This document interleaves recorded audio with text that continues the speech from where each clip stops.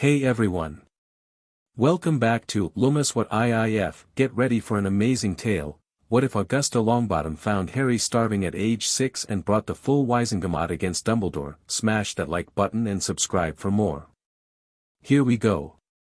Chapter 1. The rubbish bin. The village of Little Whinging sat in that particular category of English suburb that seemed to exist primarily to prove that human beings could make absolutely anything boring if they tried hard enough. The gardens were regulation neat, the cars were washed on Sundays, and the neighbors watched each other with the focused intensity of people who had nothing more interesting to watch. Augusta Longbottom had been in the village for exactly 40 minutes and she already found it profoundly depressing. "Gran," Neville said, trotting to keep up with her stride, "you said we were only stopping for the apothecary." "We are only stopping for the apothecary." "Then why are we going down Magnolia Crescent?" "Because," Augusta said, her hat, today featuring a stuffed vulture that had seen better decades, tilting slightly as she turned her sharp gaze down the residential street. "Mrs. Pettigrew's cousin lives somewhere in this area and I told her I would post a letter." Neville looked at the letter in her hand. It was addressed to someone in Wiltshire. He decided not to mention this. The summer afternoon was thick and golden, the kind that made Muggle children sprawl on lawns with ice lollies and made Augusta's joints ache in a way she refused to acknowledge. She walked with her cane but not on it, if that distinction made sense. The cane touched the ground the way a conductor's baton touched the air, more for emphasis than support. They had just turned onto Wisteria Walk when Neville grabbed her sleeve. "Gran. Look." She looked. Behind the small bakery on the corner, a cheerful place called Henderson's with yellow window boxes and a handwritten sign about Tuesday specials, there was an alley. Not much of one. Just the narrow gap between the bakery's back wall and a wooden fence, where the bins were kept and where bread deliveries came and went. A child was crouched behind the largest bin, both thin arms buried deep inside it. Augusta's first thought was practical and immediate: that child is too small to be doing that comfortably. Her second thought arrived half a second later and was less practical and considerably more alarmed: that child is doing that because he is hungry. She knew the difference between a child playing and a child eating out of bins. She had lived through a war. She had seen what desperate looked like in small bodies. "Stay here," she told Neville. "Gran, Neville Francis Longbottom, stay here." She walked toward the alley without hurrying. Hurrying would startle him, and she had a sense, developed over 60-odd years of dealing with people in distress, that this child startled easily. She could tell by the way he was positioned, slightly sideways, with a clear sight line to the alley's exit. He'd chosen his spot deliberately. She stopped at the edge of the alley. "Hello," she said. He moved so fast she nearly missed it, spun on his heel and was half standing, half crouched in the same motion, back against the wall, eyes fixed on her. The bread roll he'd been eating was gone, vanished somewhere on his person with impressive sleight of hand for a 6-year-old.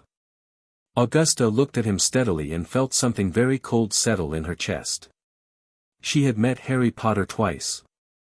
Once at his christening, where she had stood in for an absent friend and held him for approximately 3 minutes while Lily Potter laughed at something James said, and once at the funeral, not his funeral, but the memorial service, because there had been no body to bury and half the wizarding world had been too drunk on victory to think about the child who'd made that victory possible. In both instances he had been a baby, round-cheeked and unremarkable in the way all babies were unremarkable until you loved them. She recognized him now not by his face, exactly, but by his eyes. Lily Evans had had green eyes, that particular shade, not emerald, not forest, but something in between, like sunlight coming through a bottle. Augusta had not thought about Lily Evans Potter in some time. She thought about her very hard in this moment. The boy was 6 years old and small for it. The clothes he was wearing had been made for someone 2 sizes larger and several decades older, the sort of thing you found at the bottom of a church jumble sale bin. His left forearm, visible where his overlarge sleeve had fallen back when he moved, was marked with a bruise that had gone yellow-green at the edges, which meant it was old. There was a newer one above his right eye, faded but visible if you knew what you were looking for. His hair was the Potter disaster. There was no other word for it. And on his forehead, barely hidden by that catastrophic fringe, was a scar shaped like a lightning bolt. Augusta kept her voice level. "You don't need to worry," she said. "I'm not going to make trouble for you." He said nothing. He was watching her hands, she noticed. Specifically, he was watching to see if her hands moved toward her coat, which was where the cane was, and if they did, she suspected he would run. She kept her hands still. "My name is Augusta," she said. "I have a grandson your age. His name is Neville and he is currently standing at the end of the alley pretending he can't hear everything we're saying." She paused. "Neville, come here." Neville appeared at the alley entrance looking caught out and apologetic. He stopped when he saw the other boy and blinked. The boy looked at Neville. Neville looked at the boy. Neither of them said anything for a moment. "You're really thin," Neville said finally, in the straightforward way of children who haven't yet learned to dress observations up. "Neville," Augusta said. "Sorry, Gran." But he didn't look sorry. He looked worried. He stepped forward slowly, the way you'd approach a cat that wasn't sure about you yet, and sat down on an upturned crate near the bin. He didn't try to get close. He just sat down, which somehow changed the entire shape of the alley. Suddenly it was less a trapped corner and more just a place where a few people happened to be standing. Augusta watched the boy's shoulders drop, fractionally. "Are you hungry?" she asked. A pause. Then, as if the word were being pulled out of him against his will, "No. You were eating out of that bin." "I wasn't." He said it with the automatic quality of someone who had learned that the first rule of survival was denial. Not defensive, not aggressive. Just quick, flat, practiced. Augusta had heard that tone before. She'd heard it from soldiers coming back from the First War, from children evacuated during the Second. The tone that said, "If I don't admit to needing anything, they can't use it against me." She reached into her bag. She always carried biscuits because Neville had always had a weakness for them and old habits died hard. She set 3 on top of the bin, stepped back, and said nothing. The boy's eyes tracked to the biscuits. Back to her. To the biscuits. He took them so quickly she barely saw his hand move. Augusta felt the cold thing in her chest get colder and settle deeper. "What's your name?" she asked, though she knew. Another pause. He was chewing, trying to do it without looking like he was starving, which was one of the more heartbreaking things she had seen in a long time. "Harry," he said. "Harry what?" He looked at her. Those green eyes, very steady, very watchful. "Potter," he said, like he was testing what she'd do with it. Augusta did nothing with it, visibly. "Where do you live, Harry?" "Privet Drive." He named the number without being asked. Another automatic response, probably been drilled into him for emergencies. "And who lives there with you?" Something shifted in his face. "My aunt and uncle." "Are they at home now?" "Aunt Petunia is." A beat. "I'm not supposed to be out here." "Why not?" "Because I was supposed to be weeding the garden and he stopped. Looked at the remaining crumbs of biscuit in his hand, and then looked up at her with an expression that was not quite shame and not quite defiance but occupied the space between them. "I was hungry," he said, and the flatness in it, the simple, stated, unapologetic fact of it from a 6-year-old standing in an alley behind a bin, hit Augusta somewhere behind her sternum with the force of something considerably heavier than a fact. She breathed in through her nose. She breathed out. She looked at Harry Potter, the boy who lived, the child whose name had been a toast and a symbol and a legend for 5 years, standing in a Surrey alley in hand-me-down clothes eating stolen bread. "All right," she said. Her voice came out very even. She was proud of that. "Harry, I'm going to need you to come with me for a little while." Suspicion snapped back into his face immediately. "Why?" "Because I'd like to get you something proper to eat and make sure you're all right." "I'm fine."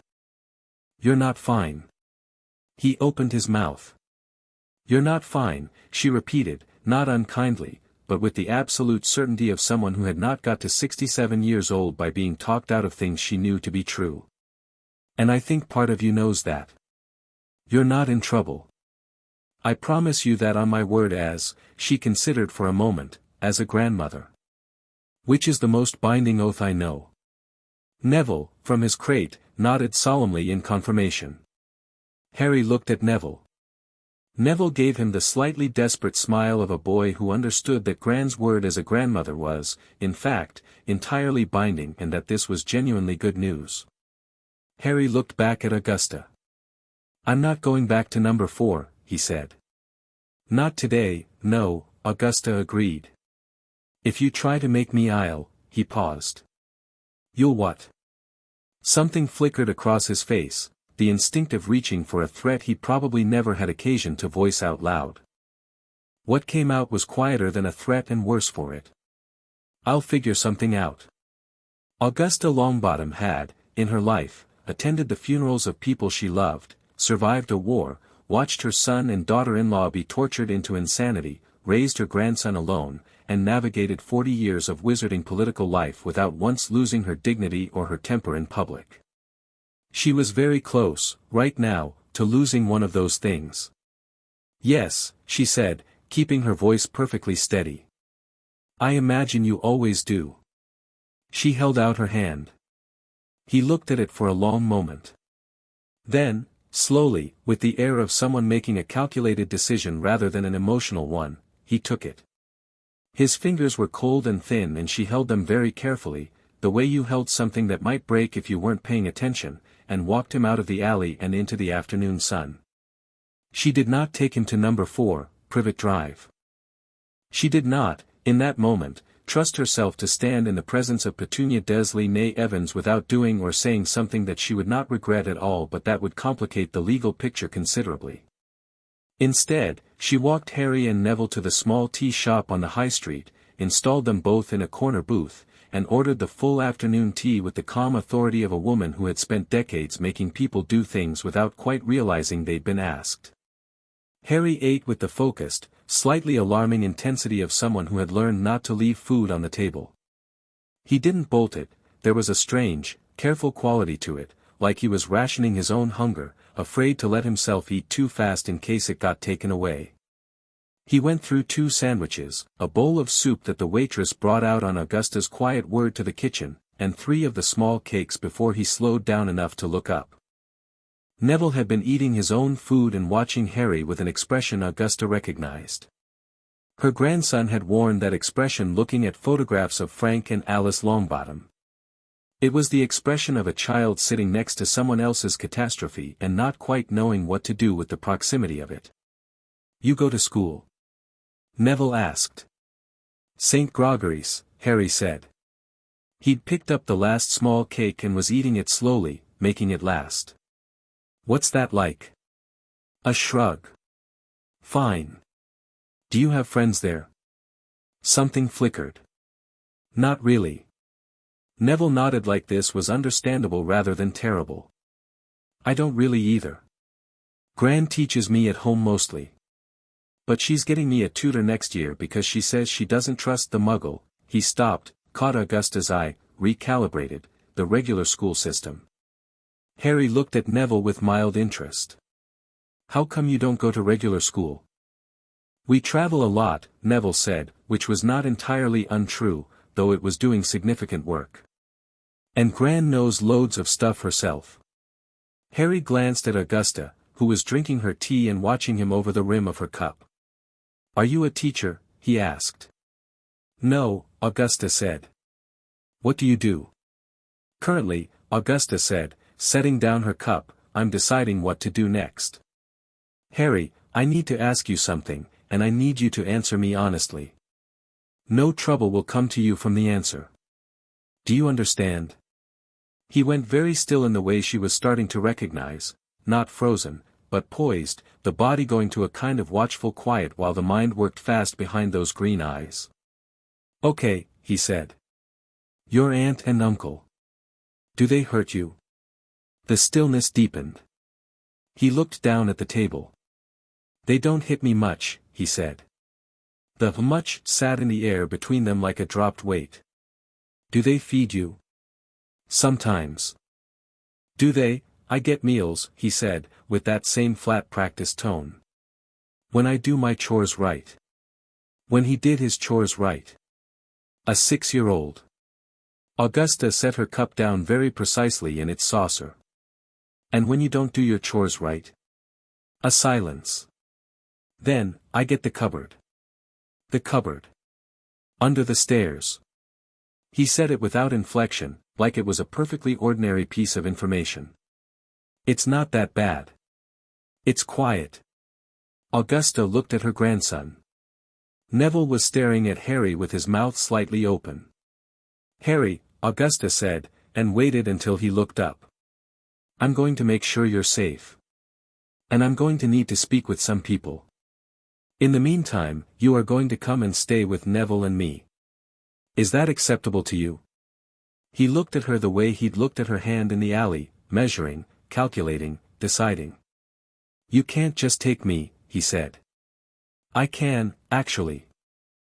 There are rules about the welfare of children, both in the world you know and the world you don't know yet, and those rules are quite firmly on our side at the moment. She paused. You trust me to keep my word?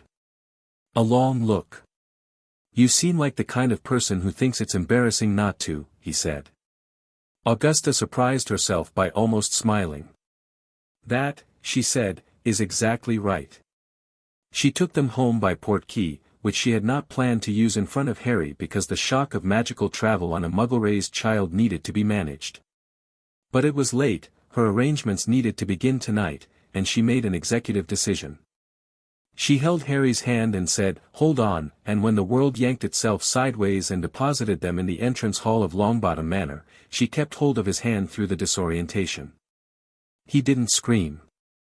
He gasped once, stumbled, righted himself, and then stood in the entrance hall of Longbottom Manor and looked up at the vaulted stone ceiling and the portraits that looked back down at him and the suit of armor in the corner that raised one gauntlet hand in greeting. "Ha," said Harry. "Indeed," said Augusta. "Did we just," he made a vague gesture that seemed to encompass the whole impossible transit. "Yes." "How?" "I'll explain later." "Properly." She let go of his hand, which she had not been planning to do for another few seconds but which he seemed to require, given that he'd taken one step away from her and was already looking around the entrance hall with the focused attention of someone mapping exits. "The house is safe. You are safe. This is not a trap." He looked at her. "I'm not in the habit of luring children into old houses," she said dryly. "I find one perfectly exhausting." "Hey," said Neville. "Neville, take Harry to the kitchen. Tell Wilkie to feed him a proper supper. Then show him the east bedroom, the blue one, not the green. The green one has those curtains your great-uncle bought in Marrakesh that make everyone feel vaguely seasick." "What are you going to do?"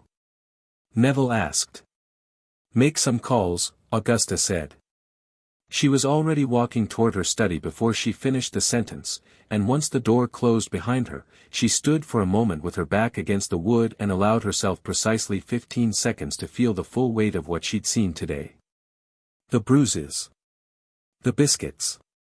The careful rationing. The cupboard under the stairs. When I do my chores right. 15 seconds. Then she straightened, crossed to her fireplace, picked up a handful of flu powder, and threw it in. "Amelia Bones," she said into the green flames. "I know it's 8 in the evening and I know you haven't had supper yet. I don't care. Come through or give me a time in the next 12 hours, because this cannot wait." The flames flickered. Then Amelia Bones' head appeared in them, hair escaping its pins, reading glasses pushed up onto her forehead, looking like a woman who had been halfway through a glass of wine and a case file. "Augusta. What's happened?" "I found Harry Potter this afternoon," Augusta said. "Behind a bakery bin in Little Whinging." A silence. "He was eating out of it, Amelia." He was 6 years old and eating out of a rubbish bin, and he has bruises on both arms, and he sleeps in a cupboard under the stairs, and he told me he gets meals when he does his chores correctly. She kept her voice level. Measured. The rage was there, but she was not going to use it right now, not yet. Rage needed to be deployed carefully, like good wine, at the right moment, for the right audience. He is currently in my kitchen eating supper, and he is going to stay here tonight and possibly indefinitely, and I need to know what the legal framework looks like, and I need to know it before morning. Amelia Bones had gone very still in the fire. Her expression had passed through shock and arrived somewhere considerably harder. "I'll come through," she said. "Bring your reading glasses," Augusta said. "We have a great deal to discuss." Amelia Bones came through the flue at 8:30 wearing her robes over what appeared to be a dressing gown, which told Augusta exactly how seriously she was taking this. Amelia did not leave the house improperly dressed for anything less than genuine emergencies. She had a leather briefcase with her and the expression of a woman who had been hoping for a quiet evening and was now furious with herself for ever expecting one. They sat at the study table with tea neither of them drank, and Augusta laid it out, piece by piece, without embellishment. The alley. The state of him. What he'd said about the cupboard. The bruises. The size of him, too small for 6. What she'd noticed at the tea shop, the way he ate, the way he watched hands, the way he positioned himself facing the door. Amelia listened without interrupting. She had a notepad out and she wrote in it steadily, the scratch of quill on parchment the only sound in the study besides the fire. When Augusta finished, Amelia looked at her notes for a moment, then looked up. "Who placed him there?" "That," Augusta said, "is the question. Because if it went through the proper channels, did it? You tell me." "Because as far as I can determine, in November of 1981, Albus Dumbledore placed Harry Potter with his Muggle relatives without any hearing, without any welfare assessment, without any formal guardianship documentation filed with the ministry, and without any follow-up contact in the 5 years since." Augusta folded her hands on the table. "I'd like you to tell me if I'm wrong about any of that." Amelia's quill had stopped moving. "I'd need to check the files." "Then check them. Tonight, if possible." "Augusta, Amelia. That child told me he sleeps in a cupboard. He is 6 years old, he is Harry Potter, he has been there for 5 years, and no one, not one person, has checked on him in all of that time." Her voice did not rise. "It never needed to. I want to know who is responsible for that, and I want the documentation to prove it, and I want to know what the Wizengamot's position is on the endangerment of a magical minor placed in informal care without legal oversight." Amelia looked at her for a long moment. She was not a woman who intimidated easily. She was also, Augusta knew, a woman who had a niece of her own, and a very clear-eyed understanding of what certain facts meant. "If what you're describing is accurate," Amelia said carefully, "and if the placement was informal and unsupervised, it was. Then we are looking at potential violations of the Magical Minors Welfare Act of 1956, the Guardianship of Magical Children statutes, and depending on the severity of the physical evidence, Clause 14 of the Child Welfare Accord that was ratified after the Grindelwald conflicts." She paused.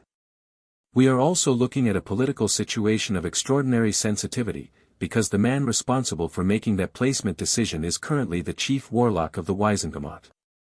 I know who he is. Augusta, I just want to make sure you understand what I understand exactly what I'm doing." Augusta picked up her tea, drank it, and set the cup down with a decisive click. "I'm doing what should have been done 5 years ago. Now. I need a formal medical assessment at St. Mungo's first thing tomorrow morning. I need a healer who will document everything they find without losing their nerve when they realize whose child they're examining. And I need you to pull every piece of official documentation, or conspicuous lack of it, relating to the original placement, because I intend to have a complete picture before I do anything else." "You're planning to bring this before the Wizengamot?" "I'm planning to bring this before the Wizengamot, yes." Amelia was quiet for a moment. Then she said, "He'll fight it. I'm counting on it. Another silence. Amelia Bones looked at Augusta Longbottom and then she looked down at her notepad and back up, and whatever she was weighing finished being weighed. She picked up her quill. Healer Marchbanks, she said. Genevieve Marchbanks, not related to Griselda, different family. She's in spell damage but she cross-trained in general pediatrics and she has a spine. I'll send an owl tonight. Thank you. The files, I'll get into the ministry archive first thing.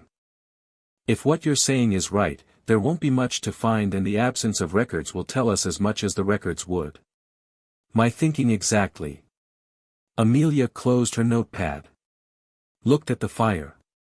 How is he? She asked, and the question was quieter than everything that had come before it. He's eating supper, Augusta said. He's watching everything very carefully. He seems, she considered the word, functional. Intelligent. Angrier than he knows, I think. That's something, at least. Yes. Augusta stood, which was the signal that the meeting was over. I'll expect to hear from you by noon tomorrow, Amelia. Earlier if possible. I'll do what I can. Amelia stood, gathered her briefcase, then paused. For the record, I want to say that I think you're right to do this. Whatever comes of it.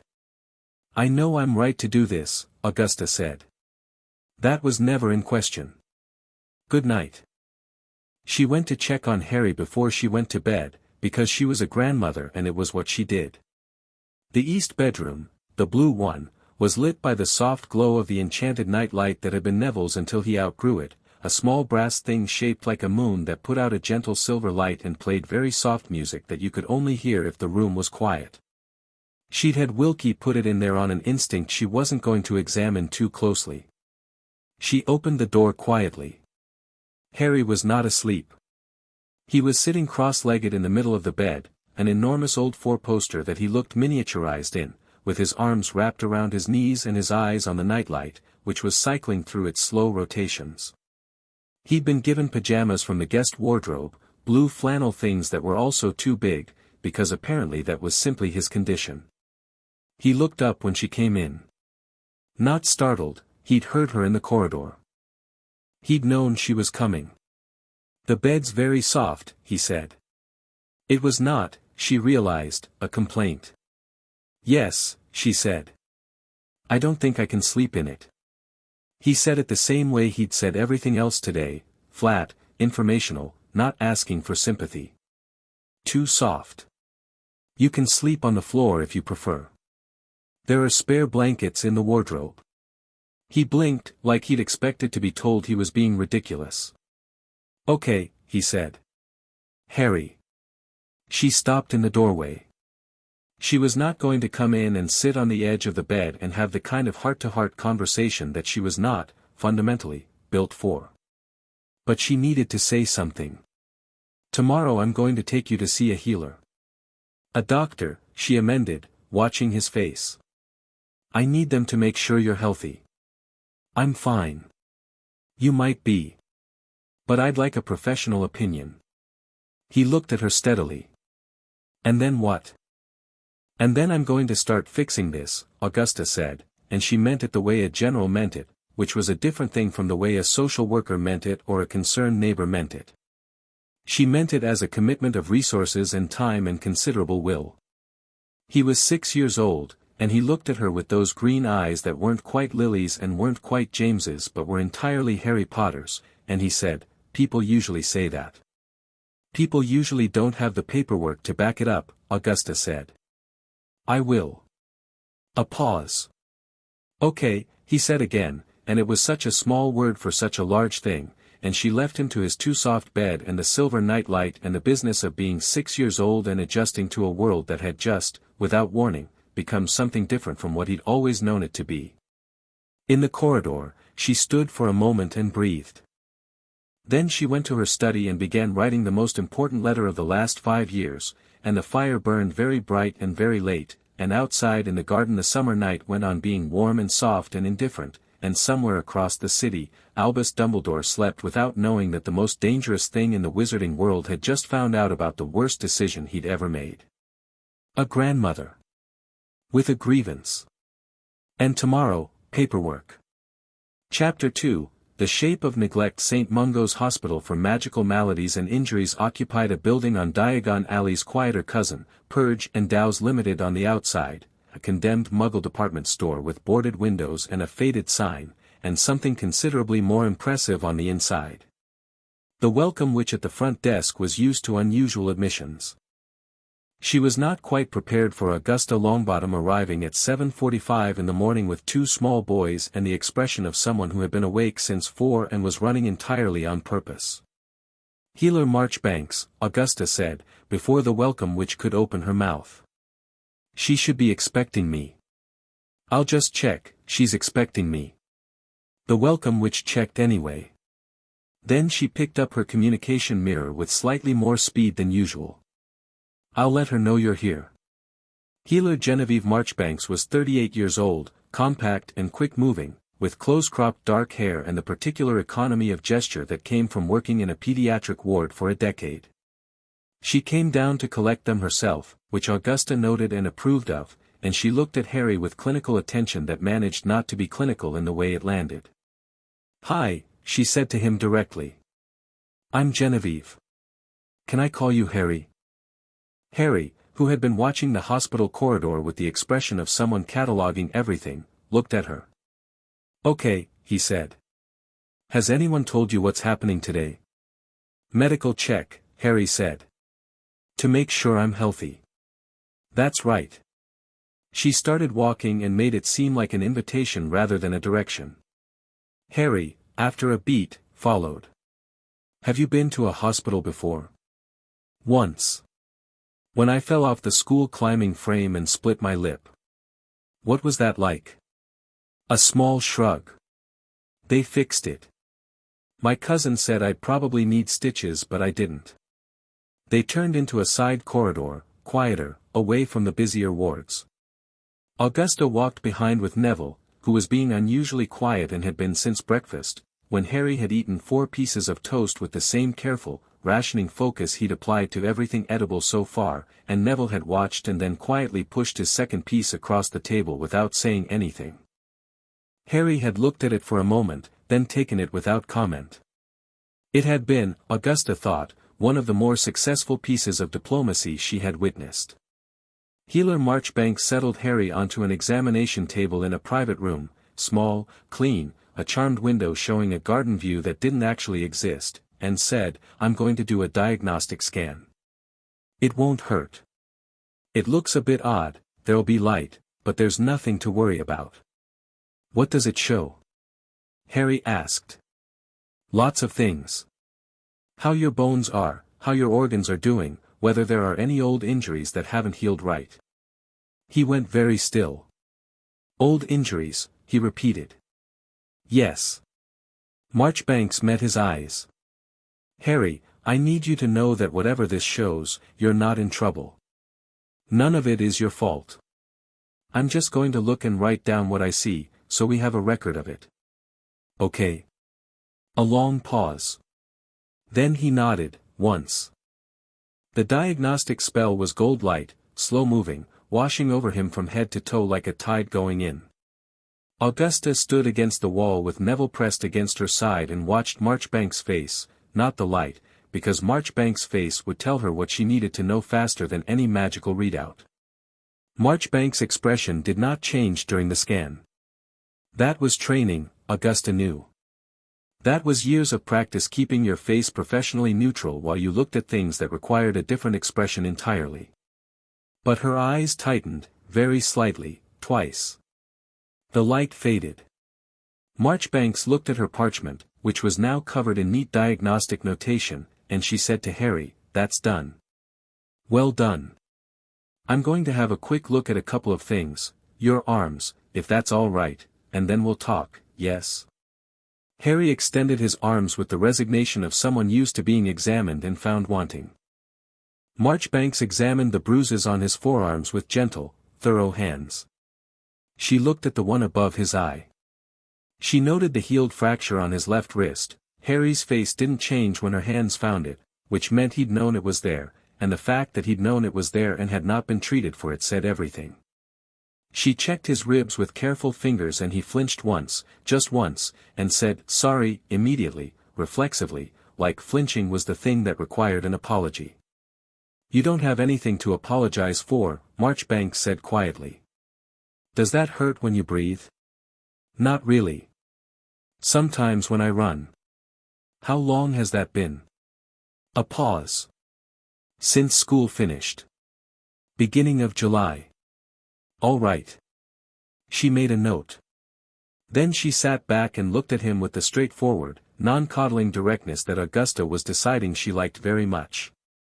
"Harry, you have some old breaks that healed without being set properly.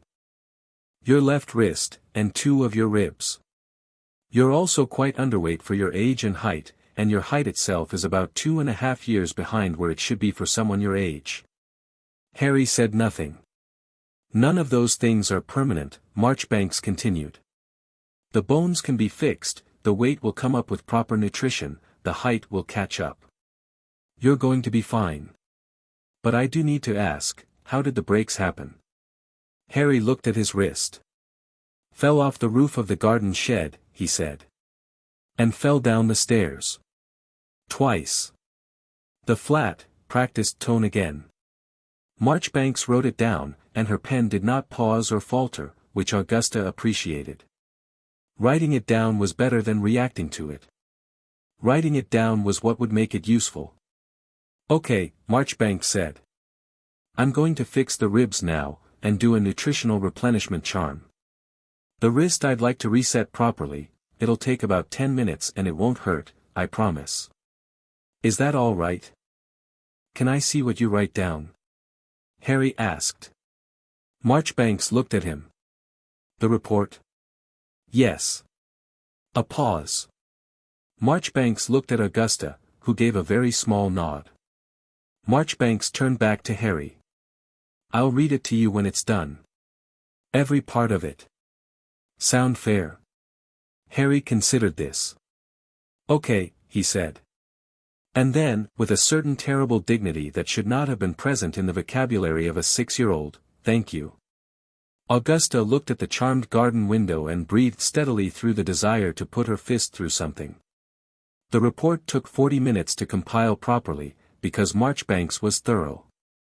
Augusta sat in the corridor with Neville while Harry's wrist was reset. She'd offered to stay in the room and he'd said no thank you in that polite, automatic way that meant he'd been doing difficult things alone for long enough that company felt more alarming than the difficulty itself.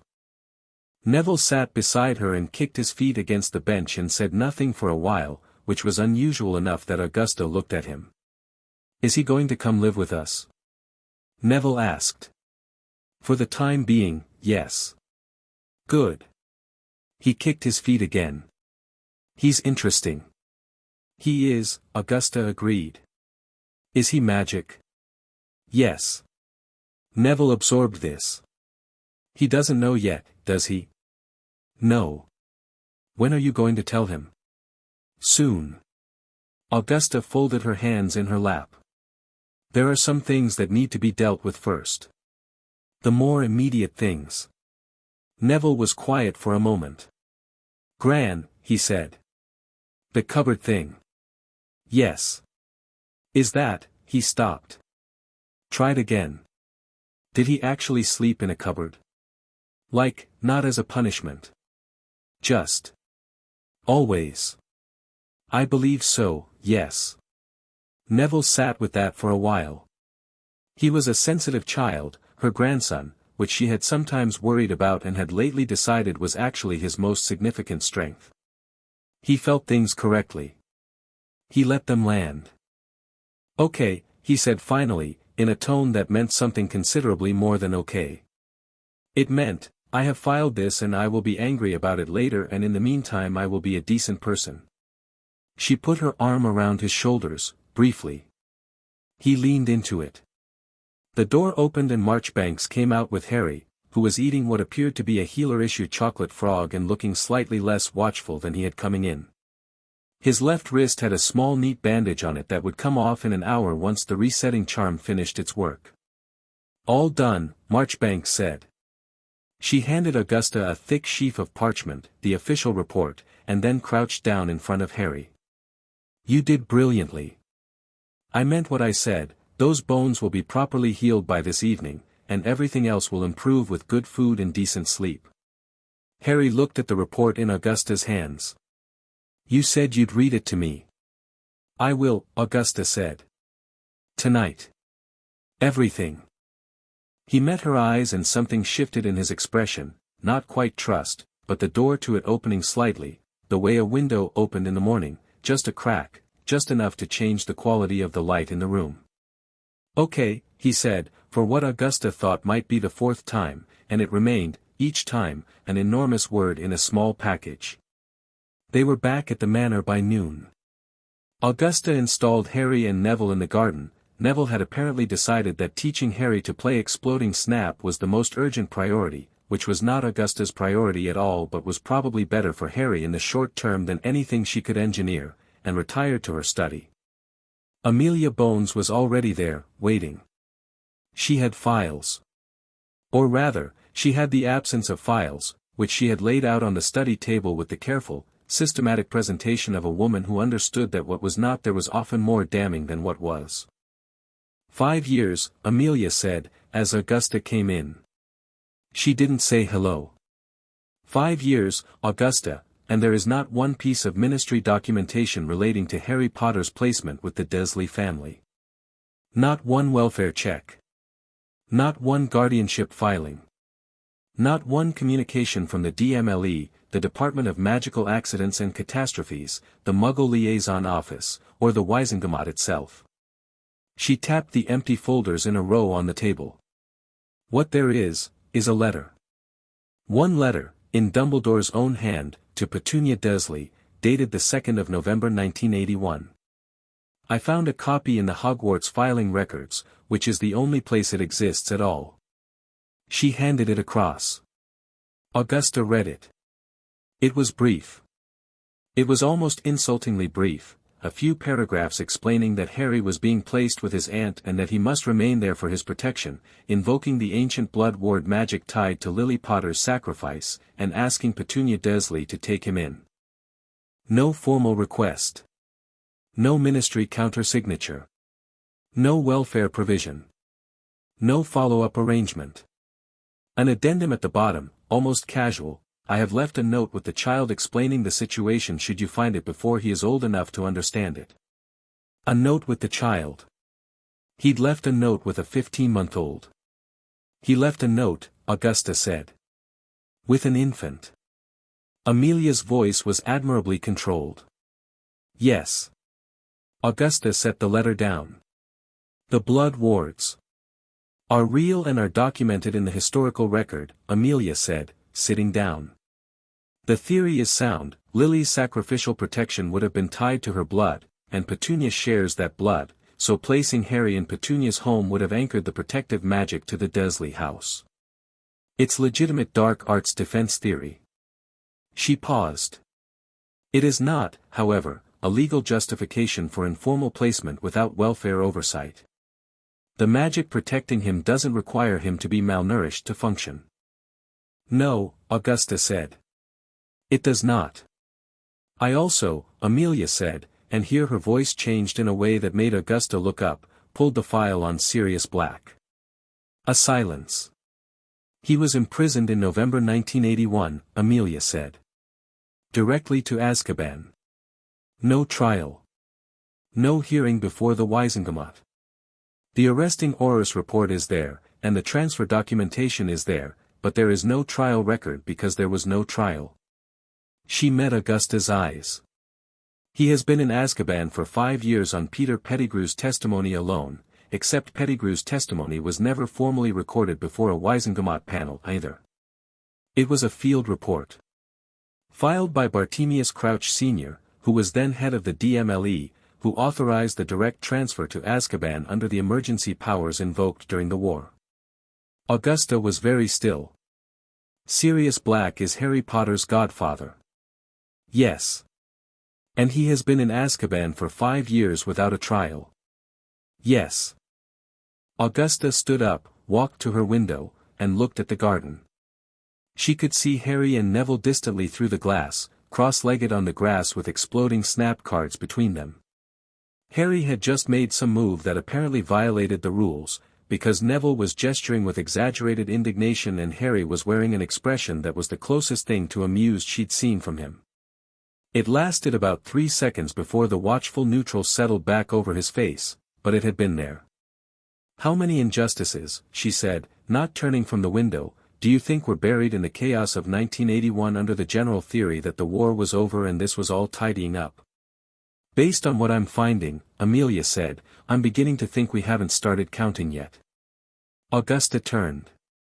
"I want a full accounting of every wartime internment that bypassed Wizengamot review. Every single one." "Augusta, that's a massive undertaking, I'm aware. I'm not asking you to do it today. I'm asking you to begin it." She crossed to the table and sat down across from Amelia. "We'll start with Black, because he is directly relevant to Harry, and because the moment I bring the original placement before the Wizengamot, someone is going to ask about guardianship, and I intend to have a complete answer." Amelia looked at her for a long moment. "You're going to try to get him out?" "If he's innocent, the question of guilt was never formally."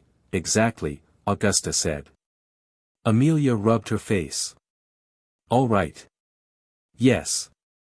I'll start a formal review of the Black case." She picked up her quill. "Walk me through what you want to file with the Wizengamot." "All of it." They worked for 3 hours.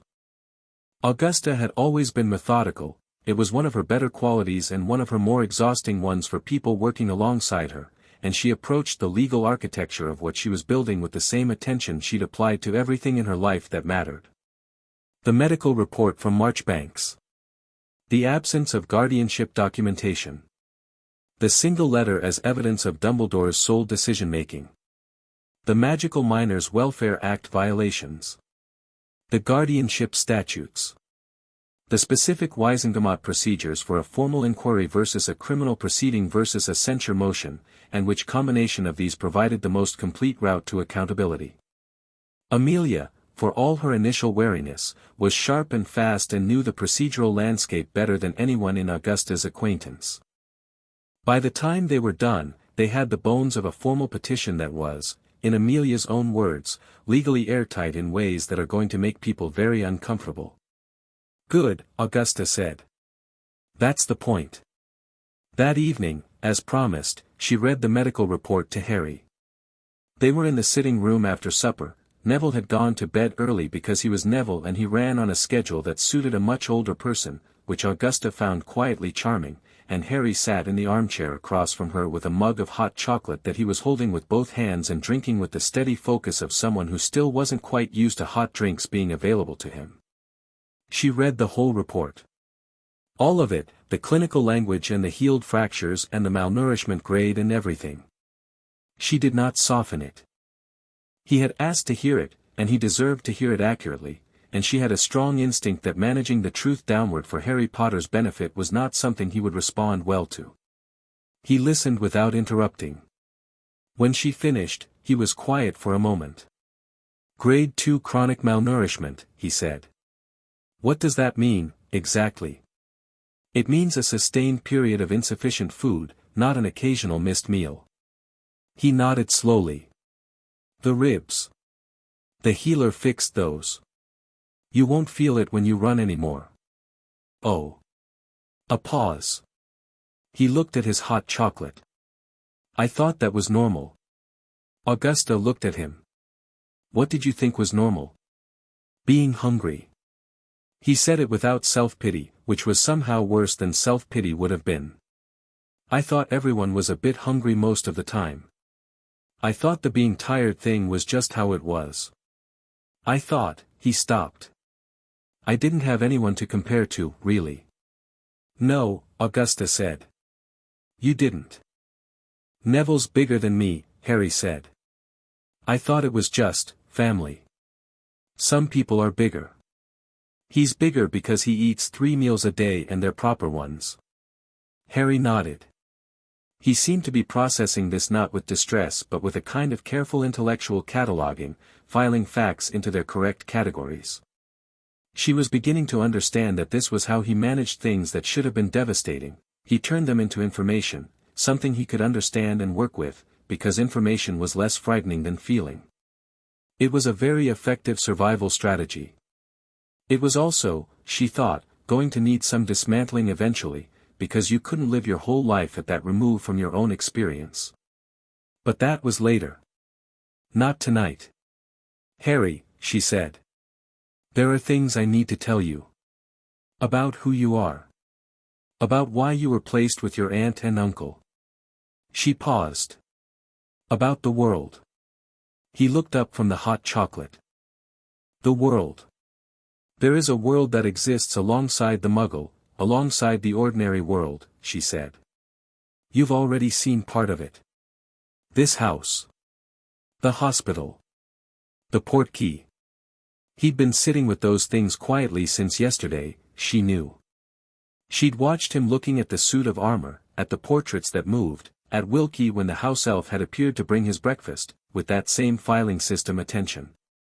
He'd startled once, at Wilkie, and then composed himself almost immediately and said hello to the house elf with the careful politeness of someone who wasn't sure of the etiquette but was going to err on the side of manners. Magic, he said now. Not a question. Magic, she agreed. You are a wizard, Harry. You come from a magical family, on both sides. Your father was a wizard. Your mother was a witch. She watched his face. Your mother was extraordinarily talented. James Potter he was many things, some of them quite aggravating, but he was also one of the most naturally gifted wizards of his generation. Harry was very still. He had the mug on his knee now, both hands wrapped around it. My parents, he said. My aunt told me they died in a car crash. That is not true. I know, he said quietly. I always knew. It never felt right. He looked at her directly. How did they actually die? Augusta held his gaze and told him. She told him about Voldemort, using the name, because she had never been in the habit of avoiding it and she was not going to start with Harry, and about the attack on Godric's Hollow, and about what happened when Voldemort tried to kill him and couldn't, and about what that meant and what it had meant for the wizarding world since. She told it straight, without drama, without the mythologizing that she knew had already sprung up around the story in the years since. He listened to all of it. His face went through a series of things she watched carefully, the small flinch at his parents dying, which he controlled, the stillness when she described the scar and what it meant, something harder and less definable when she described the celebrations after, the world rejoicing over a child whose parents were dead and who had just been deposited on a doorstep. Everyone knows, he said. Not quite a question. In the wizarding world, yes. She chose the word carefully, significant to people. To many people. He absorbed this. Because I survived. Because you survived, and because of what that meant for everyone else. A long pause. He looked at the fire. And Dumbledore, he said. That's who put me with my aunt and uncle. Yes. Why? The blood wards, she explained. It's a real protection, genuinely powerful. The theory was sound. But the execution, she paused, the execution was not overseen, not documented, not followed up on. You were left there without anyone checking to make sure you were all right. That is what I intend to address. He was quiet for a long time. The fire crackled. Somewhere upstairs, Neville was probably reading, because Neville's light rarely went out before 10 regardless of what time Augusta sent him to bed. Is he bad? Harry asked. Dumbledore. Augusta thought about this seriously, because Harry was asking it seriously and he deserved a serious answer. I think, she said slowly, that he is a man who has always been certain he was doing the right thing, and who has perhaps never had to face the full consequences of what the right thing cost other people. She paused. Which is not the same as being bad. But it is not good enough. Harry nodded slowly, like this made sense to him in a way that pure villainy wouldn't have.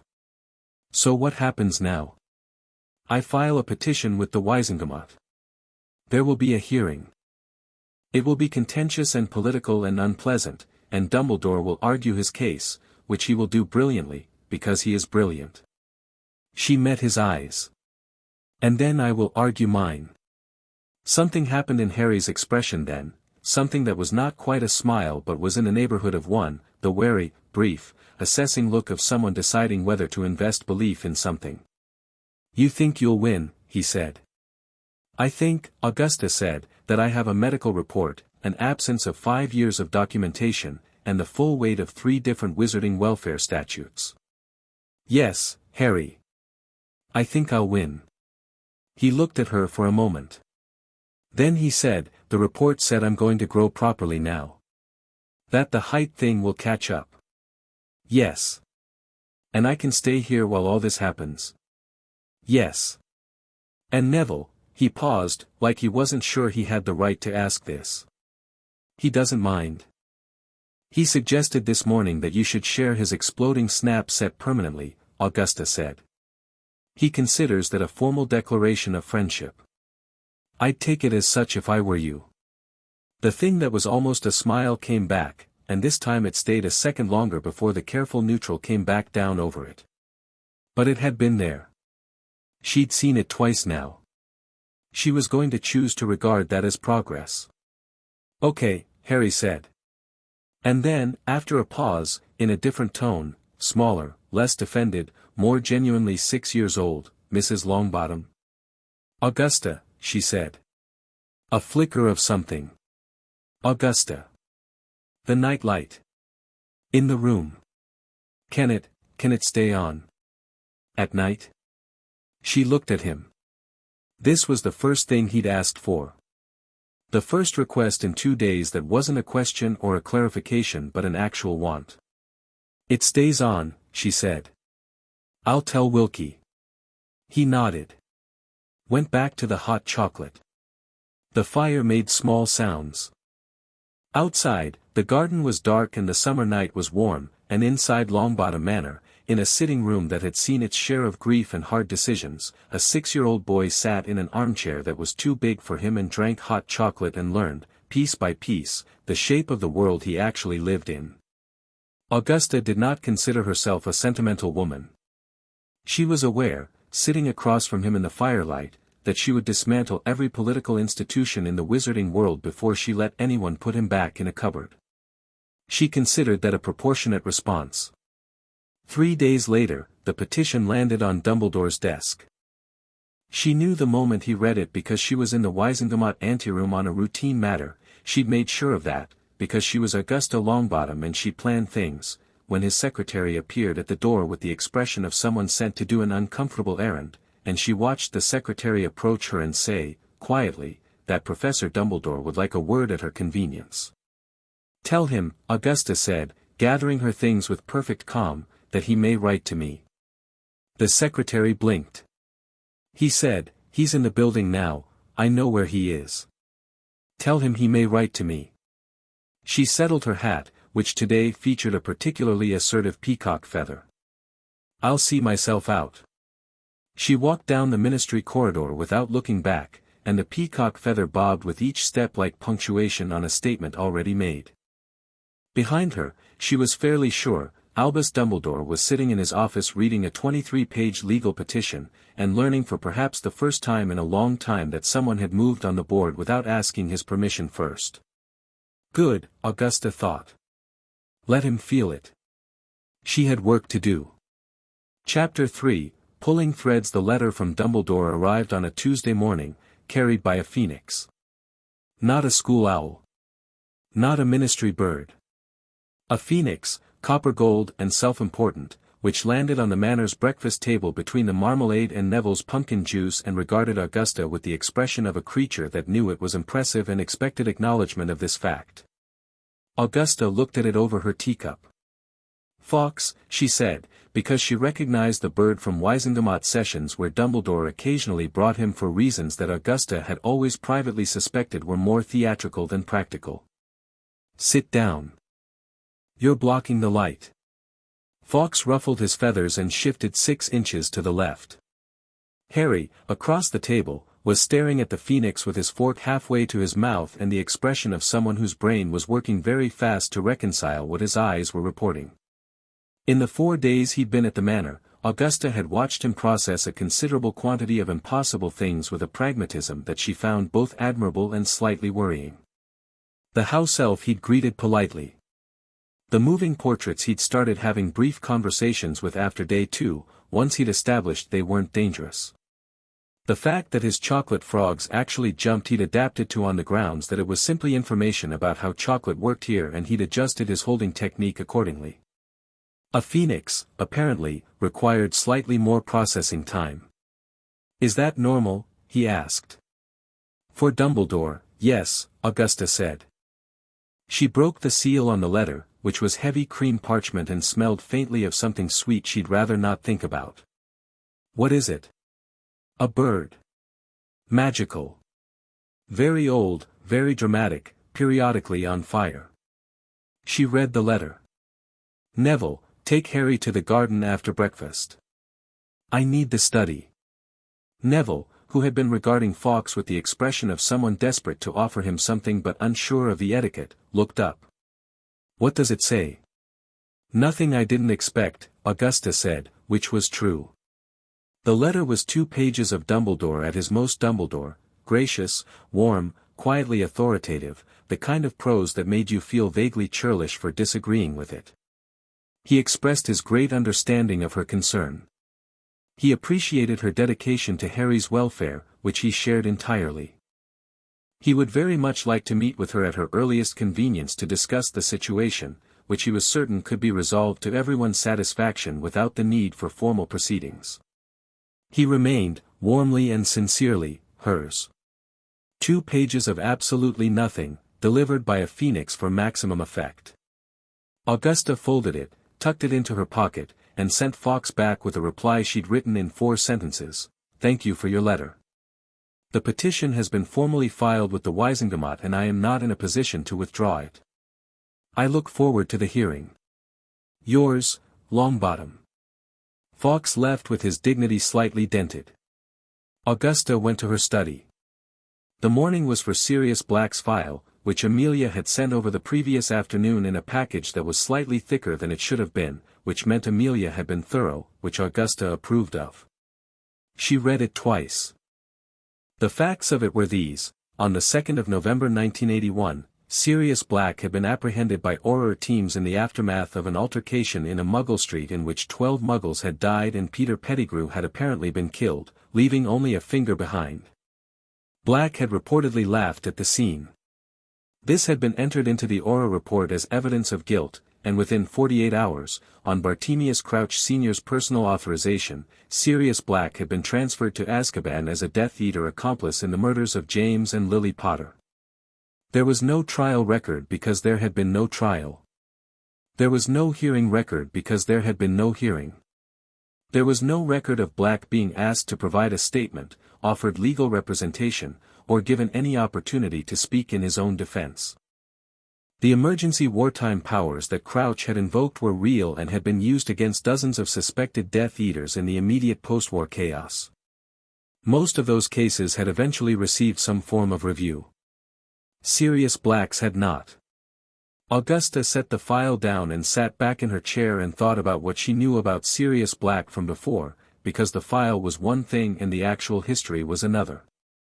She'd known the Blacks in the way that anyone in Wizarding Society knew the old families, at a remove, through political interactions and social events and the particular gravitational pull of ancient names.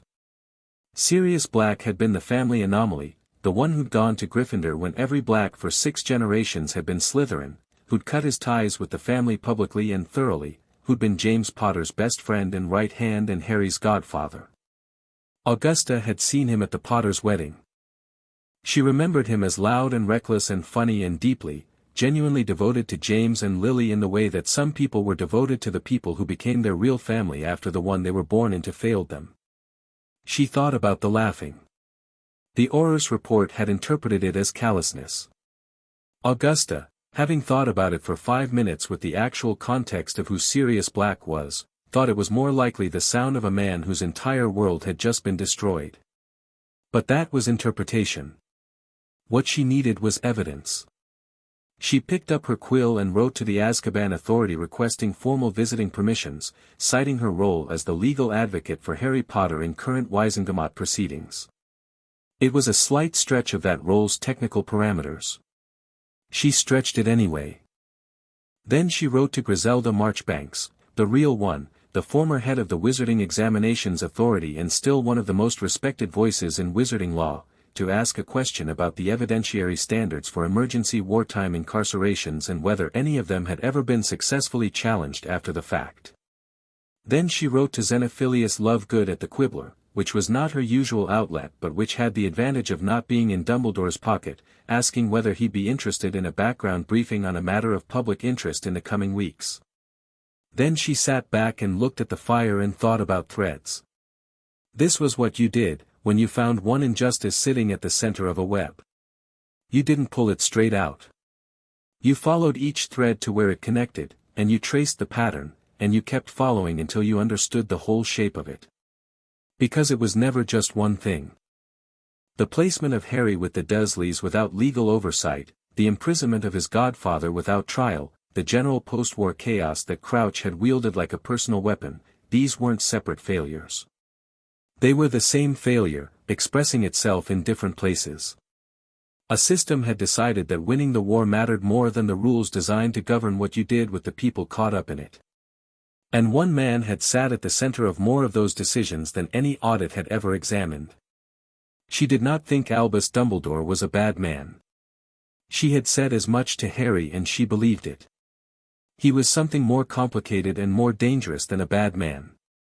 He was a good man who had decided, somewhere along the way, that he understood the board better than anyone else, and that understanding the board gave him the right to move pieces without asking them. Harry Potter had been a piece. Sirius Black had been a piece. Frank and Alice Longbottom had been. She stopped that thought where it started, firmly, the way you closed a door on a room you couldn't afford to spend time in right now. That was a different thread. She would not pull it today. She went back to work. At 11:30, she heard something break in the garden. Not a crash, more a crack, sharp and sudden, the sound of something small and hard hitting something larger. She was at the window in 3 steps and looked down to find Neville standing 6 feet from the garden wall looking startled, and Harry standing another 10 feet back from Neville with both hands at his sides and his expression doing something complicated. On the garden wall, a row of river stones that Neville had been lining up, he'd been doing it for days, some private architectural project she hadn't asked about, had been reduced to powder. Not broken. Powder. A small, precise circle of powder where 3 stones had been sitting. Neither boy had moved by the time she got to the garden door. What happened? She asked. Neville turned to her with wide eyes. I don't know. Harry got angry and then, I didn't mean to, Harry said. His voice was flat but she could see his hands, very slightly, shaking. He had them pressed against his thighs now, controlling it. I didn't touch them. I know you didn't touch them, Augusta said. What were you angry about? A pause. He clearly didn't want to answer this. Neville said, he stopped. Tried again. We were talking about parents. About his. He glanced at Neville, who looked miserable. I said something stupid. Neville said it wasn't stupid. He made a gesture with one hand that encompassed the powder on the wall. I didn't mean to. What did you say that you thought was stupid? Augusta asked. Harry looked at her. His jaw was set in the way she was coming to recognize, the way he held his face when something was trying to get out that he hadn't decided to let out yet.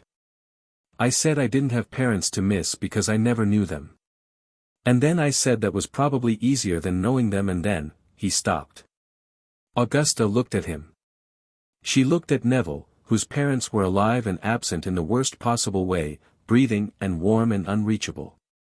She looked at the powder on the wall. She said, "Harry. Come here." He came, wary, expecting correction. She put her hand on his shoulder, not firmly, just steadily, the way you put your hand on someone's shoulder to establish that they were not alone in whatever space they were occupying. "You didn't do anything wrong. What you said was honest and the magic was a response to real feeling. That's called accidental magic and every wizard your age does it." "I hurt the stones," he said. "You destroyed some stones. The stones were not injured." "Neville, are you all right?" "Fine," Neville said, though he looked like he'd been through something. He looked at Harry. "I'm sorry. I shouldn't have, I didn't mean to make it weird." "You didn't make it weird," Harry said. "I did." "Neither of you made anything weird," Augusta said firmly. "You had a conversation about difficult things and you're both 6 years old and neither of you have had enough practice at it." She looked between them. "The stones can be repaired. The conversation doesn't need to be." A silence.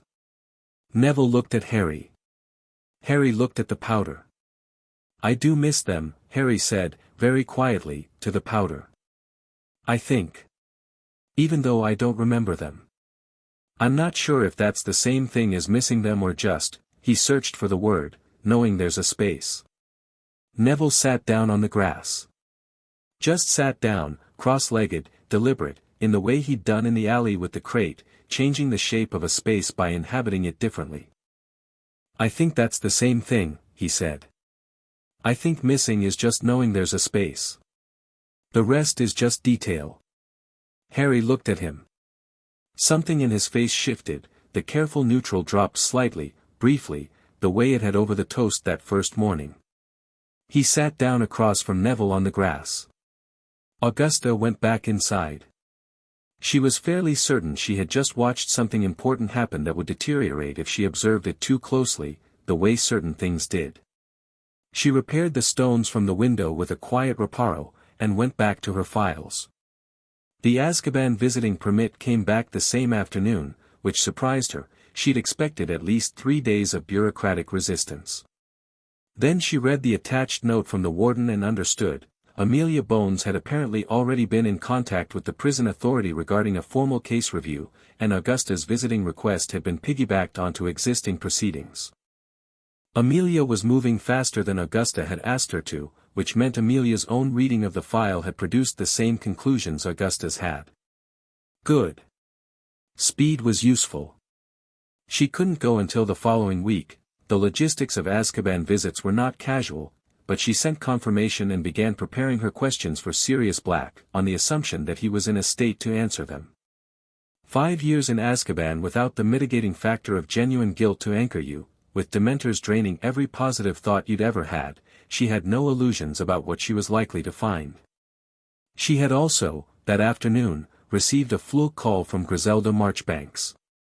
Griselda was 74, sharp as a new blade, and had the conversational directness of someone who had decided decades ago that she was too old to waste time on circumlocution. She appeared in Augusta's fire in the late afternoon looking like she'd just come in from somewhere, still in traveling robes, and said without preamble, "I read your petition summary. Amelia owed it to me this morning." "Did she?" Augusta said. "Don't be irritated with her. She was right to." Griselda settled into her flute chair with the ease of someone very comfortable with magical communication. "Your legal framework is sound, but there are 2 places where it could be shored up. Section 14 of the Miners' Accord, you're citing the physical evidence, which is correct, but you also need the psychological welfare component. Marchbank's medical report covers physical harm, but the Accord's language specifically includes psychological well-being. You need a mind healer's assessment." Augusta nodded. "That's worth doing regardless. The second thing is the guardianship question. Your petition identifies the absence of formal guardianship documentation, which is strong. But you need to establish what the proper process should have been, specifically what steps Dumbledore was legally required to take and demonstrably didn't. I can write you a legal opinion on the 1956 Act requirements. It'll be airtight. That would be extremely valuable, Augusta said. I'd be grateful. Griselda waved this off. Don't be grateful. I've been looking for a reason to examine the wartime emergency provisions for years. Half the legal architecture Crouch built during the war was held together with string and assumptions, and it's never been properly reviewed. She looked at Augusta keenly through the fire. You're going after more than Dumbledore, aren't you? It wasn't quite a question. I'm going after a set of decisions made under the assumption that the rules didn't apply because the circumstances were exceptional, Augusta said. Dumbledore is the first thread. I have no idea yet where the others end. Griselda was quiet for a moment, in the way of someone who respected the weight of a thing. Then she said, "How's the boy?" "Learning," Augusta said. "Growing, literally, I can almost see it happening, the difference a week of proper food makes." She paused. "He's remarkable, Griselda. He doesn't make a fuss about anything. He doesn't ask for things. He just adapts. Takes in information. Adjusts." "That's not entirely a good sign," Griselda said, with the directness Augusta appreciated. "No. It's not." Augusta looked at the window. Outside, the long summer evening was settling over the garden, gold going amber going rose. She could hear, distantly, the sound of Neville and Harry in what seemed to be an increasingly heated game of something. "But it's what we're working with." The healer recommended a mind healer for ongoing support. "Good. Get Lavinia Ogden, she's the best child specialist in the field and she doesn't frighten easily. I'll owl her tomorrow." They talked for another 20 minutes about procedural strategy, specifically about which Wizengamot members were likely to be sympathetic, which were likely to be Dumbledore loyalists, and which were the persuadable middle that every political proceeding came down to. Augusta knew the landscape well from 40 years of navigating it, but Griselda had insights from the examinations authority that gave her a different angle on certain members' priorities and sensitivities. By the time the fire cooled and Griselda signed off, Augusta had a clearer picture of what the hearing would look like, and she was less alarmed by it than she had been 3 days ago when she'd filed the petition. She was not going in blind. She was going in prepared. Which was the only way she ever went anywhere. Harry had his first experience of accidental magic going somewhere useful 2 days later, which Augusta was fairly sure she would be telling people about for years. She had been in her study when she heard Neville's voice from the library, highly alarmed, shouting Gran, and she had arrived to find that Neville had somehow managed to get a book, Fantastic Beasts and Where to Find Them, the illustrated edition, open to the Manticore page, and the Manticore in the illustration was currently considerably more animated than it was supposed to be, prowling back and forth along the page border and making very small but highly authentic threatening sounds. This was unusual, but not impossible. Some of the older illustrated books in the manor had original active enchantments that occasionally went rogue. What was more interesting was that Harry was standing in front of the open book, completely still, watching the Manticore with an expression of focused concentration that Augusta had not seen on him before. His right hand was outstretched, palm slightly up, the way you might approach a dog you weren't sure about.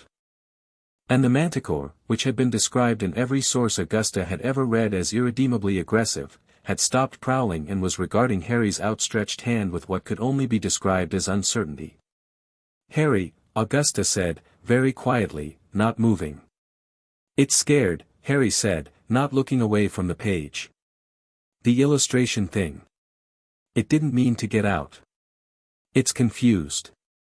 "How do you know that?" "I just know." He moved his hand, very slowly, in the direction of the page edge.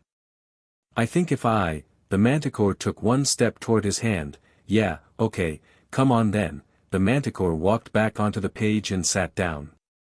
The illustration settled back into its normal fixed state. The book closed itself. Harry lowered his hand and looked at it, then at Augusta, with an expression that was equally parts baffled and pleased. Right, Neville said from behind the armchair he'd taken cover behind. I'm going to need a minute. Harry, Augusta said. She crossed to him and crouched to his level, which she didn't do often and which she did now because she needed to look him in the eye. Have you always been able to do that? Talk to creatures? I don't know, he said honestly. I used to talk to the spiders in the cupboard. They listened, I think. I thought I was making it up. He paused. I talked to a snake at the zoo once. The Dursleys took Dudley for his birthday and I went because they couldn't leave me alone. There was a boa constrictor in the reptile house and he stopped. It talked back. Augusta stood up. She looked at Neville, who was peering over the back of the armchair with wide eyes. Parseltongue. The ability to speak with snakes and, apparently, to communicate with magical creatures more broadly, this was rare, it was ancient, and it was power. She filed it. Not an emergency, not something that needed to be addressed today. But filed, carefully, for the right moment and the right person to know about it. The spider conversations, she said. What did they say? Harry looked up at her with a slight smile that she didn't think he meant to let out. They mostly talked about flies, he said. She went to Azkaban on a grey Thursday.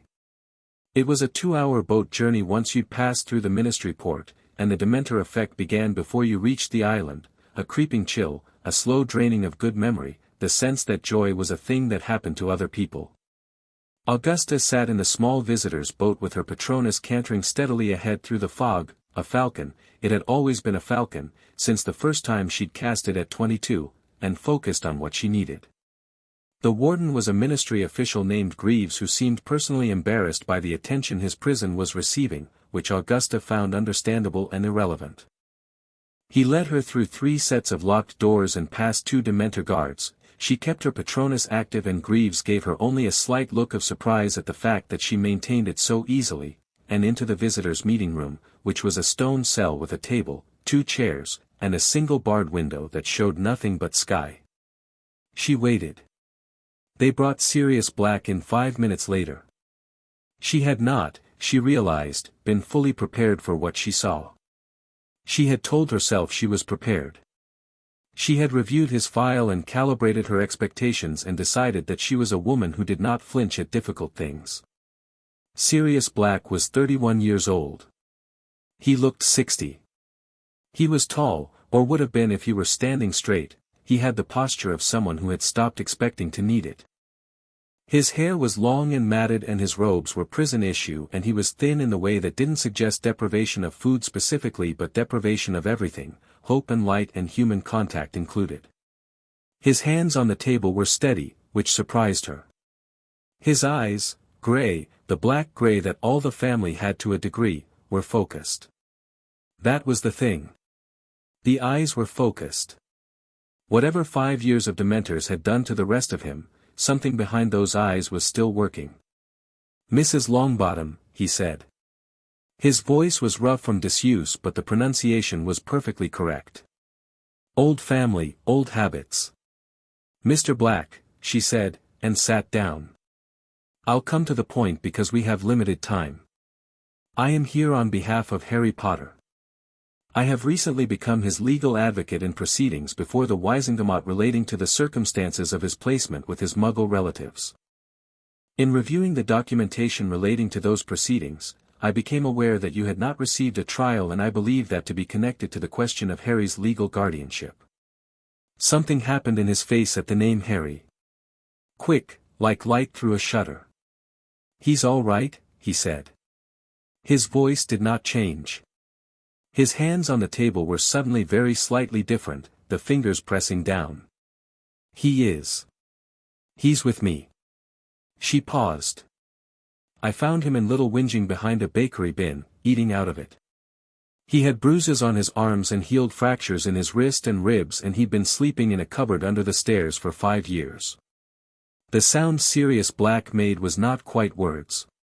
He's safe now, Augusta said, clearly, because she could see where he was going and she needed him here, present, functional, not 5 years of helpless fury finding its outlet.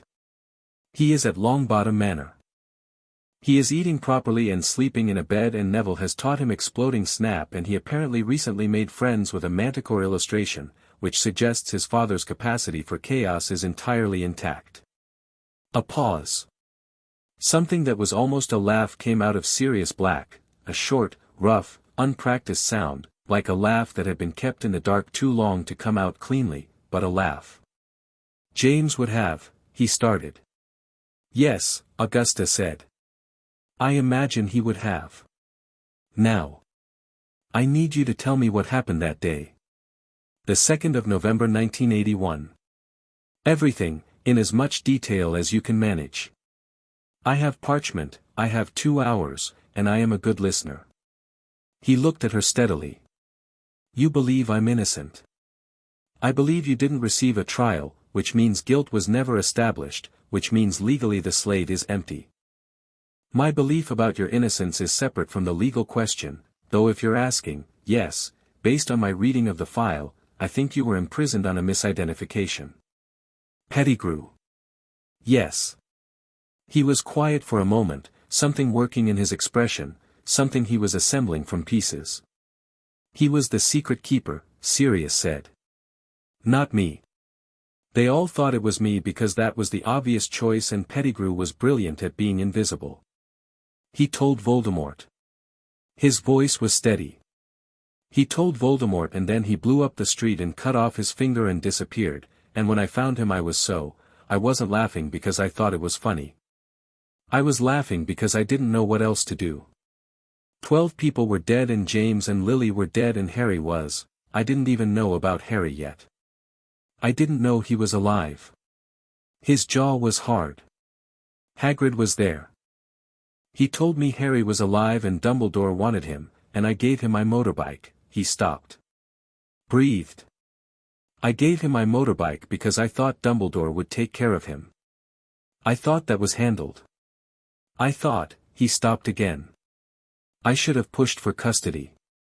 I should have fought. But you were arrested within the hour, Augusta said.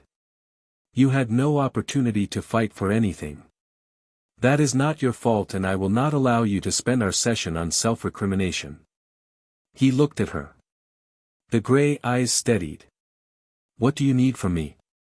A formal statement, signed in your own hand, detailing everything you've told me and everything you know about Pettigrew's role as the actual secret keeper.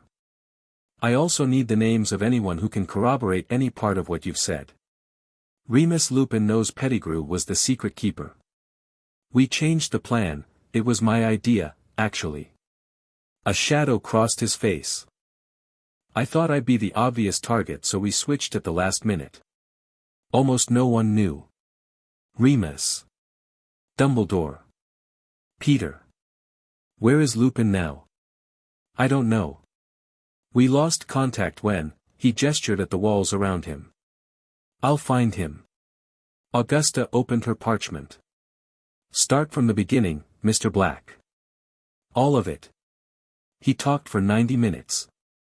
She wrote for 90 minutes, and Sirius Black, who had been a prisoner for 5 years and who had last spoken at length to another human being about what he knew to be true in the shouted chaos of his arrest, spoke steadily and clearly and with a precision that came from having had nothing to do for 5 years but remember.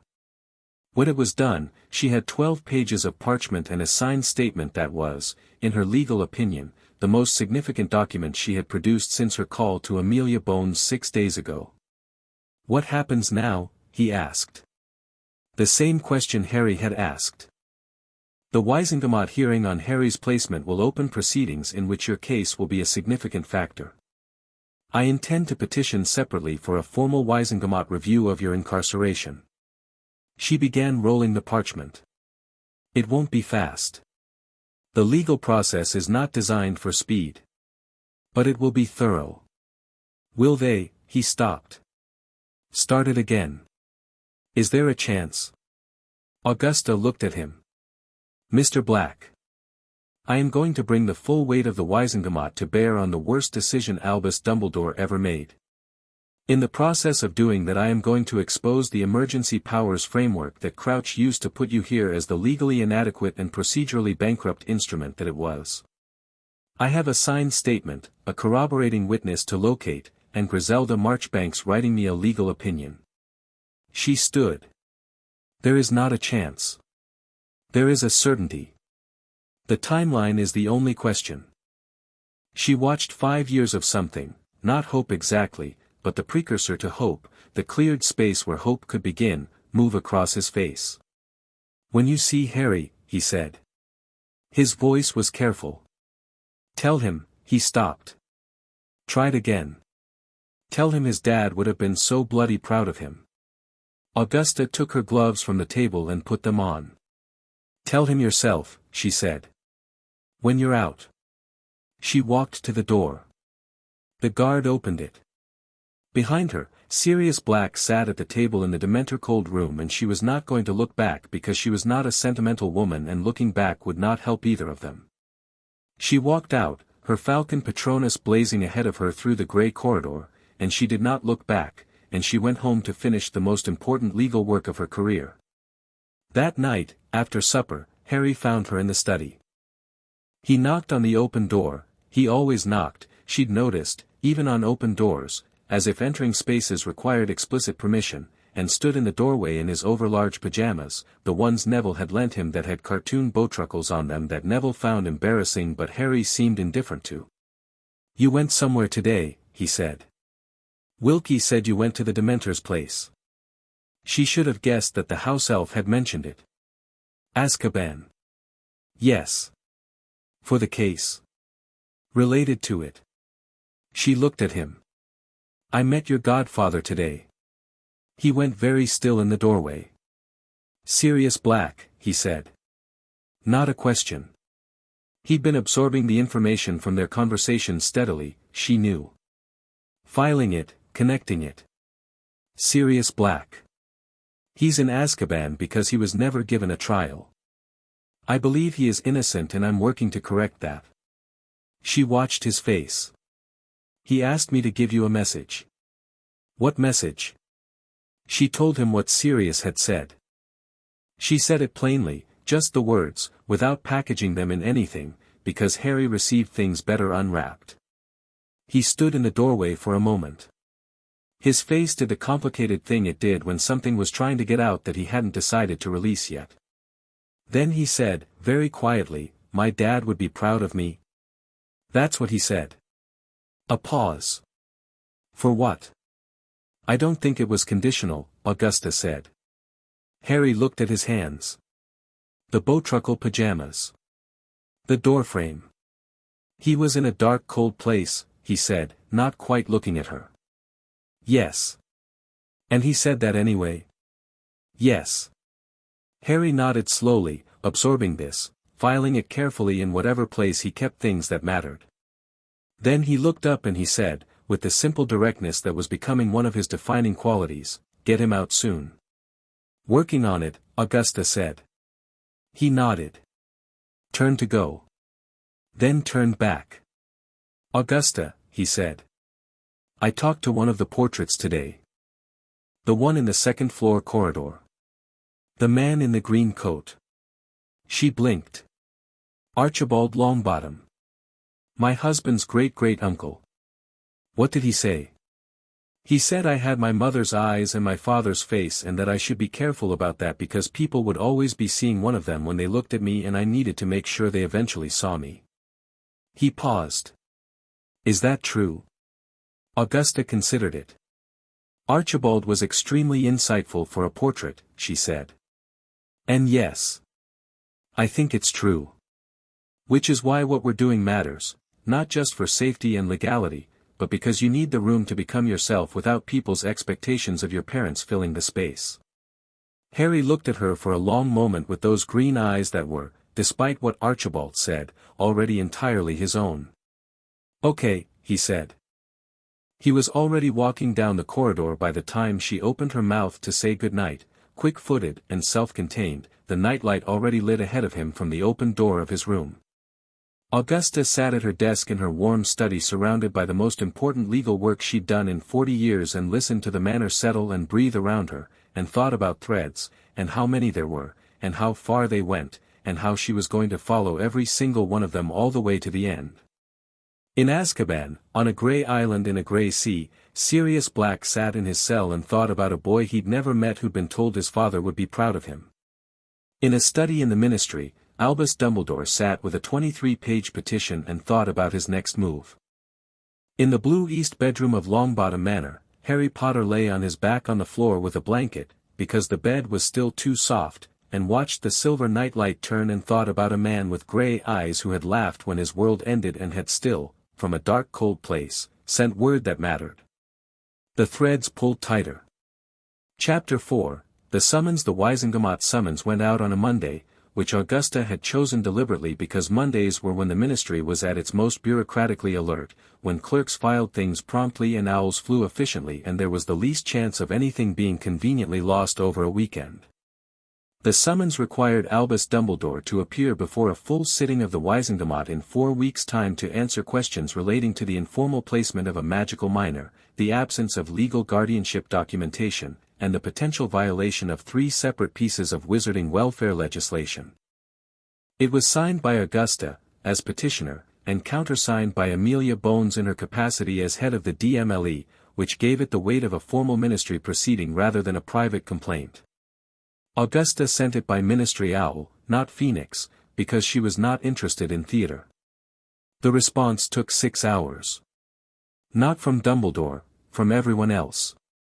The first flu call came from Tiberius Ogden, who was 71 and had been a Wizengamot member since Augusta was in school and who had known Dumbledore since before the war with Grindelwald and who said, with the strained courtesy of a man trying not to shout, that he hoped Augusta understood the gravity of what she was setting in motion. Perfectly, Augusta said. Albus has done more for this world than the child he left in a cupboard for 5 years. Yes, Tiberius, I imagine he has. His contributions are not in question. His decisions regarding one specific child are. She let that sit for a moment. I expect to see you at the hearing. The second call was from Cornelius Fudge, who was the Minister for Magic, who had been the Minister for Magic for the past year, and whose political instincts were finely tuned to the direction of maximum personal safety. He did not take a position during the flu call, which was itself a position. He hummed a great deal and used the word unfortunate 4 times and said he was sure it could all be worked out, and Augusta said she agreed, it could all be worked out, at the hearing, in front of the full Wizengamot, and Fudge's humming went up half an octave. The third call was from Minerva McGonagall.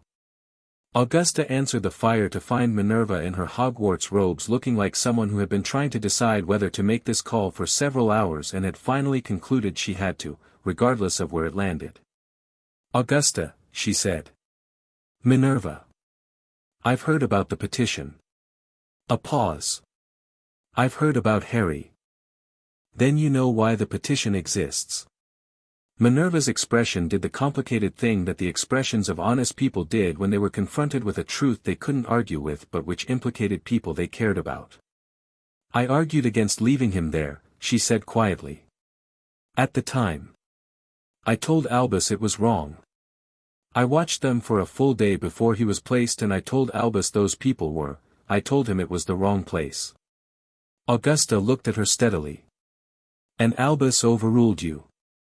He said the blood wards were necessary and overriding and that it was the only option. She stopped. I should have pushed harder. Yes, Augusta said, because she was not going to tell Minerva McGonagall that she had nothing to feel guilty about when she had something to feel guilty about. That would not be honest, and it would not be useful. Will you testify, if it comes to that? A pause. Yes, Minerva said, and her jaw was set and her voice was absolutely steady. Yes. I will. Good. Augusta's voice softened, fractionally, because Minerva was not her enemy and never had been, and this was visibly costing her something. He's all right, Minerva. He's eating and sleeping and he's absolutely extraordinary. Something shifted in Minerva's face, relief, she thought, and love of the particular kind people felt for children they'd held once and thought about ever since. Of course he is, she said. He's Lily's son. He's his own, Augusta said. That's rather the point. Dumbledore's formal response to the summons arrived the following Wednesday by Ministry Courier, which told Augusta he'd spent the intervening time consulting his own legal team, because Dumbledore did not use Ministry Couriers for personal correspondence. It was 12 pages, meticulously structured, written with the measured authority of a man who had been arguing his positions before the Wizengamot since before Augusta was born. She read it in her study with her reading glasses on and a cup of tea going cold at her elbow. It was, she had to acknowledge, excellent. He acknowledged the concerns raised, expressed genuine regret for the conditions Harry had been found in, and then built his case with the care of a man laying foundations rather than fighting fires. He established the historical context of the blood ward theory, citing 3 separate precedents for informal placement in the interest of magical protection. He argued that the emergency conditions of November 1981 had necessitated immediate action without the luxury of the formal procedures which, he acknowledged, ought normally to have followed. He expressed his intention to cooperate fully with the Wizengamot's inquiry, to answer every question put to him, and to demonstrate that every decision he had been made in good faith and in the genuine belief that it was in Harry Potter's best interests. And then, in the final 2 pages, he did something clever. He turned the argument forward. Whatever the findings of the inquiry, he said, the most important consideration was Harry's future well-being and education. He noted that Harry Potter would be eligible to begin his Hogwarts education in 5 years, and that Hogwarts, under Dumbledore's careful stewardship, was the safest place in the wizarding world for a child of Harry's unique significance. He looked forward to Harry's arrival there, and to providing him with the protection and guidance his situation required. Augusta set the letter down. He was already thinking about Hogwarts. Already thinking about reclaiming proximity. He was fighting the inquiry while simultaneously preparing the ground for afterwards, because he thought in decades and he understood that losing this particular battle didn't mean losing the war. She picked up her quill and wrote 2 things. The first was an addition to her hearing notes. Dumbledore's response attempts to establish Hogwarts as the natural endpoint of Harry's current situation, as though the hearing's outcome is already determined and the real question is what comes next. Address this directly. The hearing is not a prelude to anything. It is an ending. The second was a letter to Lavinia Ogden, the mind healer Griselda had recommended, asking her to begin sessions with Harry as soon as possible. Because if Dumbledore was already thinking about Hogwarts, then Augusta needed to think about who Harry was going to be by the time he got there, and the kind of person Harry was going to be was not something that happened by accident. It happened by attention. She had a great deal of that to give. Harry had been at the manor for 2 weeks when he came into the kitchen one morning, sat down across from Augusta at the breakfast table, and said, "I want to learn magic." She looked at him over her teacup. Neville, beside him, had the expression of someone who had been expecting this conversation and was very interested in how it would go. "You are learning magic," Augusta said. "Every day. You're learning what it is, how it works, the history of it. That's the foundation. I mean doing it properly." He was looking at her directly, the way he always did when he decided something. "I know I'm too young for a wand. I know accidental magic isn't the same. But there must be things I can learn." "There are," Augusta said. "What specifically do you want to be able to do?" He seemed to have thought about this. "Protection things first," he said. "And then everything else." Augusta set her teacup down. Neville was watching Harry with the focused admiration of a boy who had wanted to say exactly this for 2 weeks and hadn't been sure he was allowed to. "Protection things," she repeated. "I'm not going back to the Dursleys," Harry said. It was not a demand. It was a statement of fact, delivered with the calm certainty of someone who had made a decision at a fundamental level and was informing the world of it rather than asking its permission. "I know you're working on that legally. But I also want to be able to," he paused. "I don't want to need saving. I want to be able to handle things." Augusta looked at him for a long moment. He was 6 years old. He was also, in several ways that mattered, one of the most self-possessed individuals she had encountered in 67 years, which made the fact that he was 6 years old both more impressive and more quietly heartbreaking. All right, she said. I'll draw up a curriculum. It won't be wand work yet, your magical core needs to develop further before wand work is productive. But there is a great deal that can be done in the meantime. She paused. Both of you, she added, because Neville's face had lit up with the desperate hope of a boy who had been waiting for someone to say that. We start this afternoon. Finish your breakfast. Neville grabbed his toast with slightly more enthusiasm than the situation strictly required. Harry picked up his fork and began eating in his steady, careful way, and Augusta watched him and thought about what it meant that his first request had been for protection, and what it meant that he hadn't phrased it as protection for himself specifically but as not wanting to need saving. There was a distinction there. She was paying attention to it.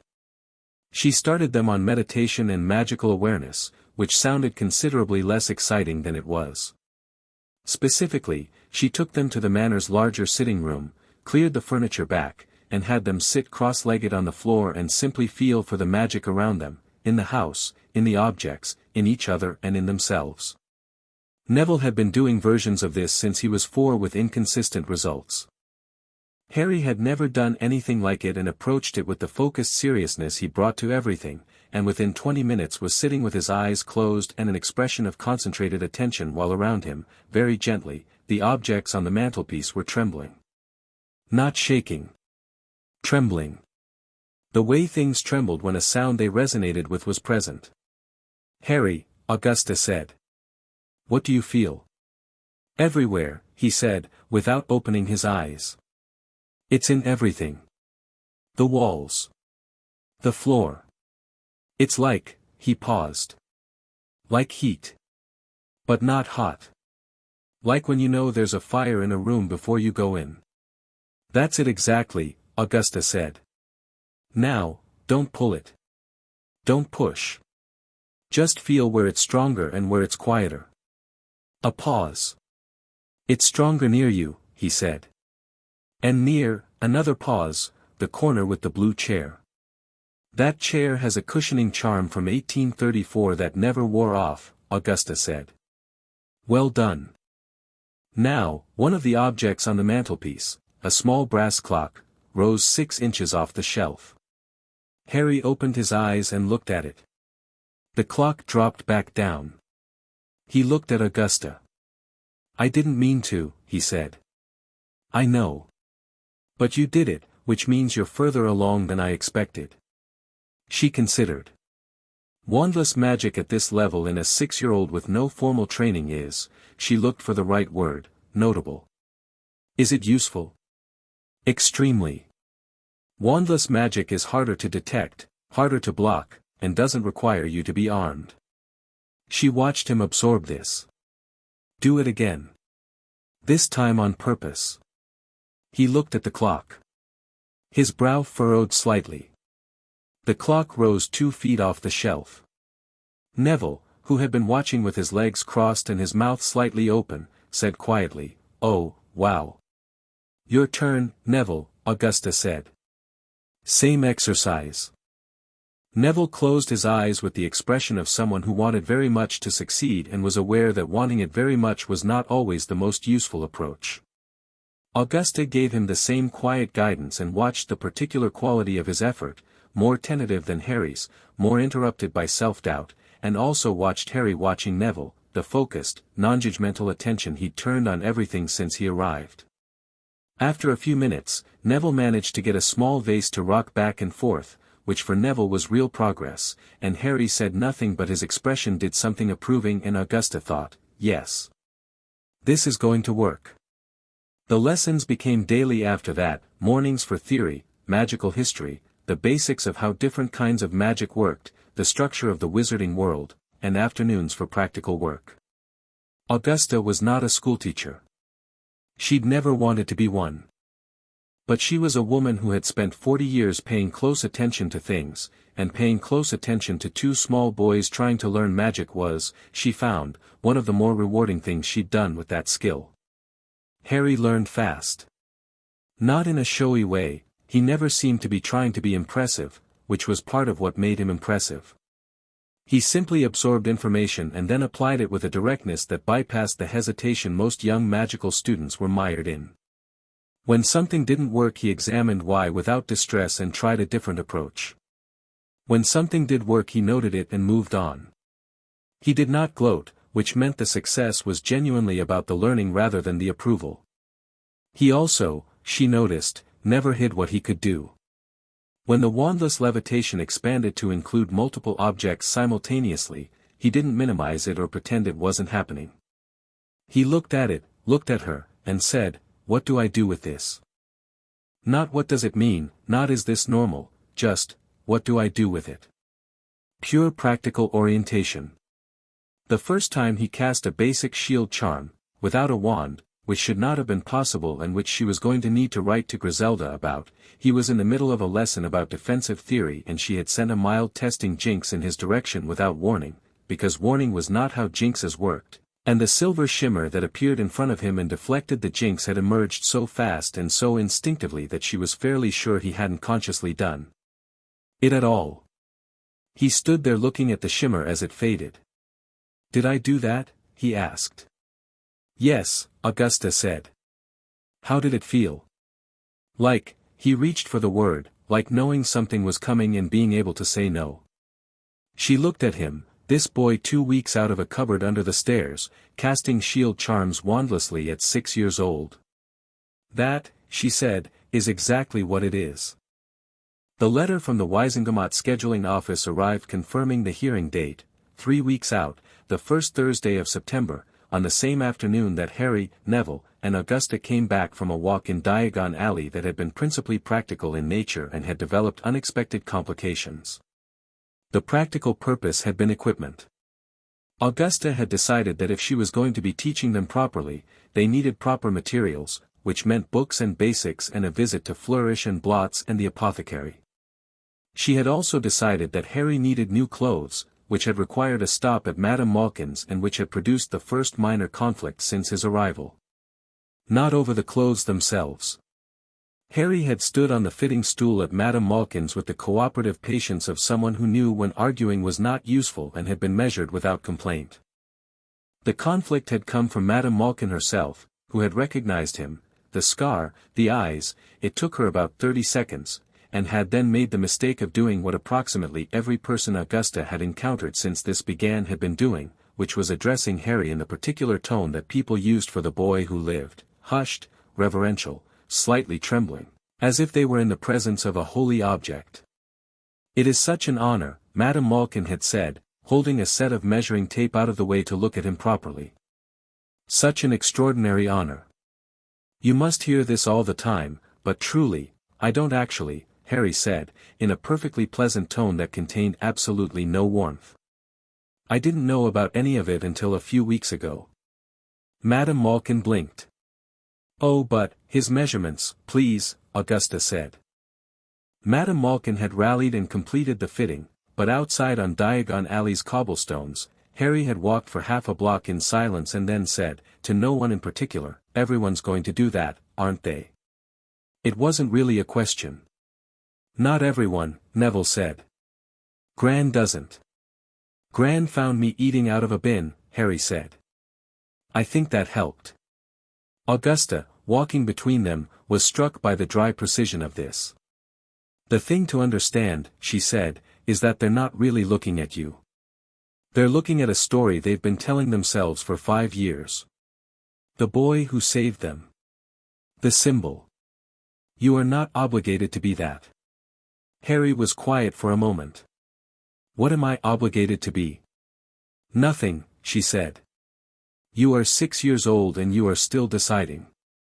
He thought about this for the rest of their walk, visibly, the way he thought about things, not anxiously but systematically, turning the information over, looking at it from different sides. By the time they reached the ice cream parlor that Neville had identified as an important stop, whatever he'd been working through seemed to have reached a conclusion, because his expression had settled back into its usual watchful calm and he ordered his ice cream, pistachio, which Augusta noted approvingly because it was her flavor too, with perfect composure. The complicated part of the afternoon came in the ice cream parlor, in the form of Lucius Malfoy. Augusta had not been expecting Lucius Malfoy, which was itself a failure of preparation she would not repeat. He came in with his wife Narcissa and his son Draco, who was approximately Neville and Harry's age and had the look of a boy who had been told he was important so many times that he'd stopped questioning it. Lucius himself was in immaculate grey robes with his cane and his particular brand of aristocratic ease that Augusta had always found profoundly irritating. He saw them. He saw Harry. Something moved in his expression, calculation, quick and quiet, behind a smooth social mask. "Augusta," he said, approaching their table with the easy confidence of someone who had decided to approach it. "I heard you've been busy." "Lucius," she said. Her voice was entirely pleasant. His eyes moved to Harry. "And this must be, Neville," Augusta said, gesturing to Neville. "My grandson." A fractional pause. Lucius looked at Harry, looked back at Augusta, understood perfectly that she was not introducing Harry, and understood equally perfectly that she had reasons for this that were not being shared. His smile did not shift. He was very good. "Of course. And your young friend?" "Is eating his ice cream," Augusta said pleasantly. "Lucius, how lovely to see you. Give my regards to Abraxas if he's well." Lucius knew a dismissal when he received one. He inclined his head, that precise, weighted incline that managed to convey both courtesy and the fact that this conversation was not over, merely paused, and moved away. Harry watched him go. "Who was that?" he asked. "Someone who wanted to know who you were," Augusta said. "Why?" "Because you are going to be a very significant person in the wizarding world, and significant people attract other significant people, some of whom are interested in that significance for their own purposes." She looked at him. "He served the man who killed your parents. He was not imprisoned for it, which is a separate conversation." Harry looked at the door Lucius Malfoy had just gone through, and then back at his ice cream. "And his son goes to the same school I'm going to eventually." "Yes. The world is quite small," he said, and ate his pistachio ice cream with equanimity. Neville, beside him, kicked him gently under the table in the way that meant "I'm glad you exist and also your ice cream is better than mine," which were often related things. 3 days before the hearing, Dumbledore came to the manor. Augusta had not invited him. He arrived by apparition at the front gate, observing the courtesy of not apparating directly to the door, which she noted, and rang the bell with the visitor's cord, and when Augusta came to the door and saw who it was she looked at him for a moment and then said, "Good morning, Albus." "Augusta." He was in his traveling robes, deep blue, and he had his wand at his hip and his half-moon glasses and the long white beard and the overall impression of enormous benevolent authority that he had always carried and that had always been, Augusta thought, absolutely genuine and absolutely dangerous in equal measure. "I wonder if I might come in." "You may not," she said. A pause. He looked at her. "Augusta, this is not a social call and you know it. You are the respondent in a Wizengamot proceeding that begins Thursday. Any communication between us must go through the formal channels." She held his gaze pleasantly. "I trust you understand. I think it would benefit Harry too. Harry is not available for consultation." Her voice did not rise. "It never needed to. You will have your opportunity to address the Wizengamot in 3 days. I look forward to hearing what you have to say." He looked at her for a long moment with those blue eyes that had seen 100 years and 2 wars and more than Augusta could imagine, and what she saw in them was something she hadn't expected, not anger, not calculation, but something that might have been genuine pain.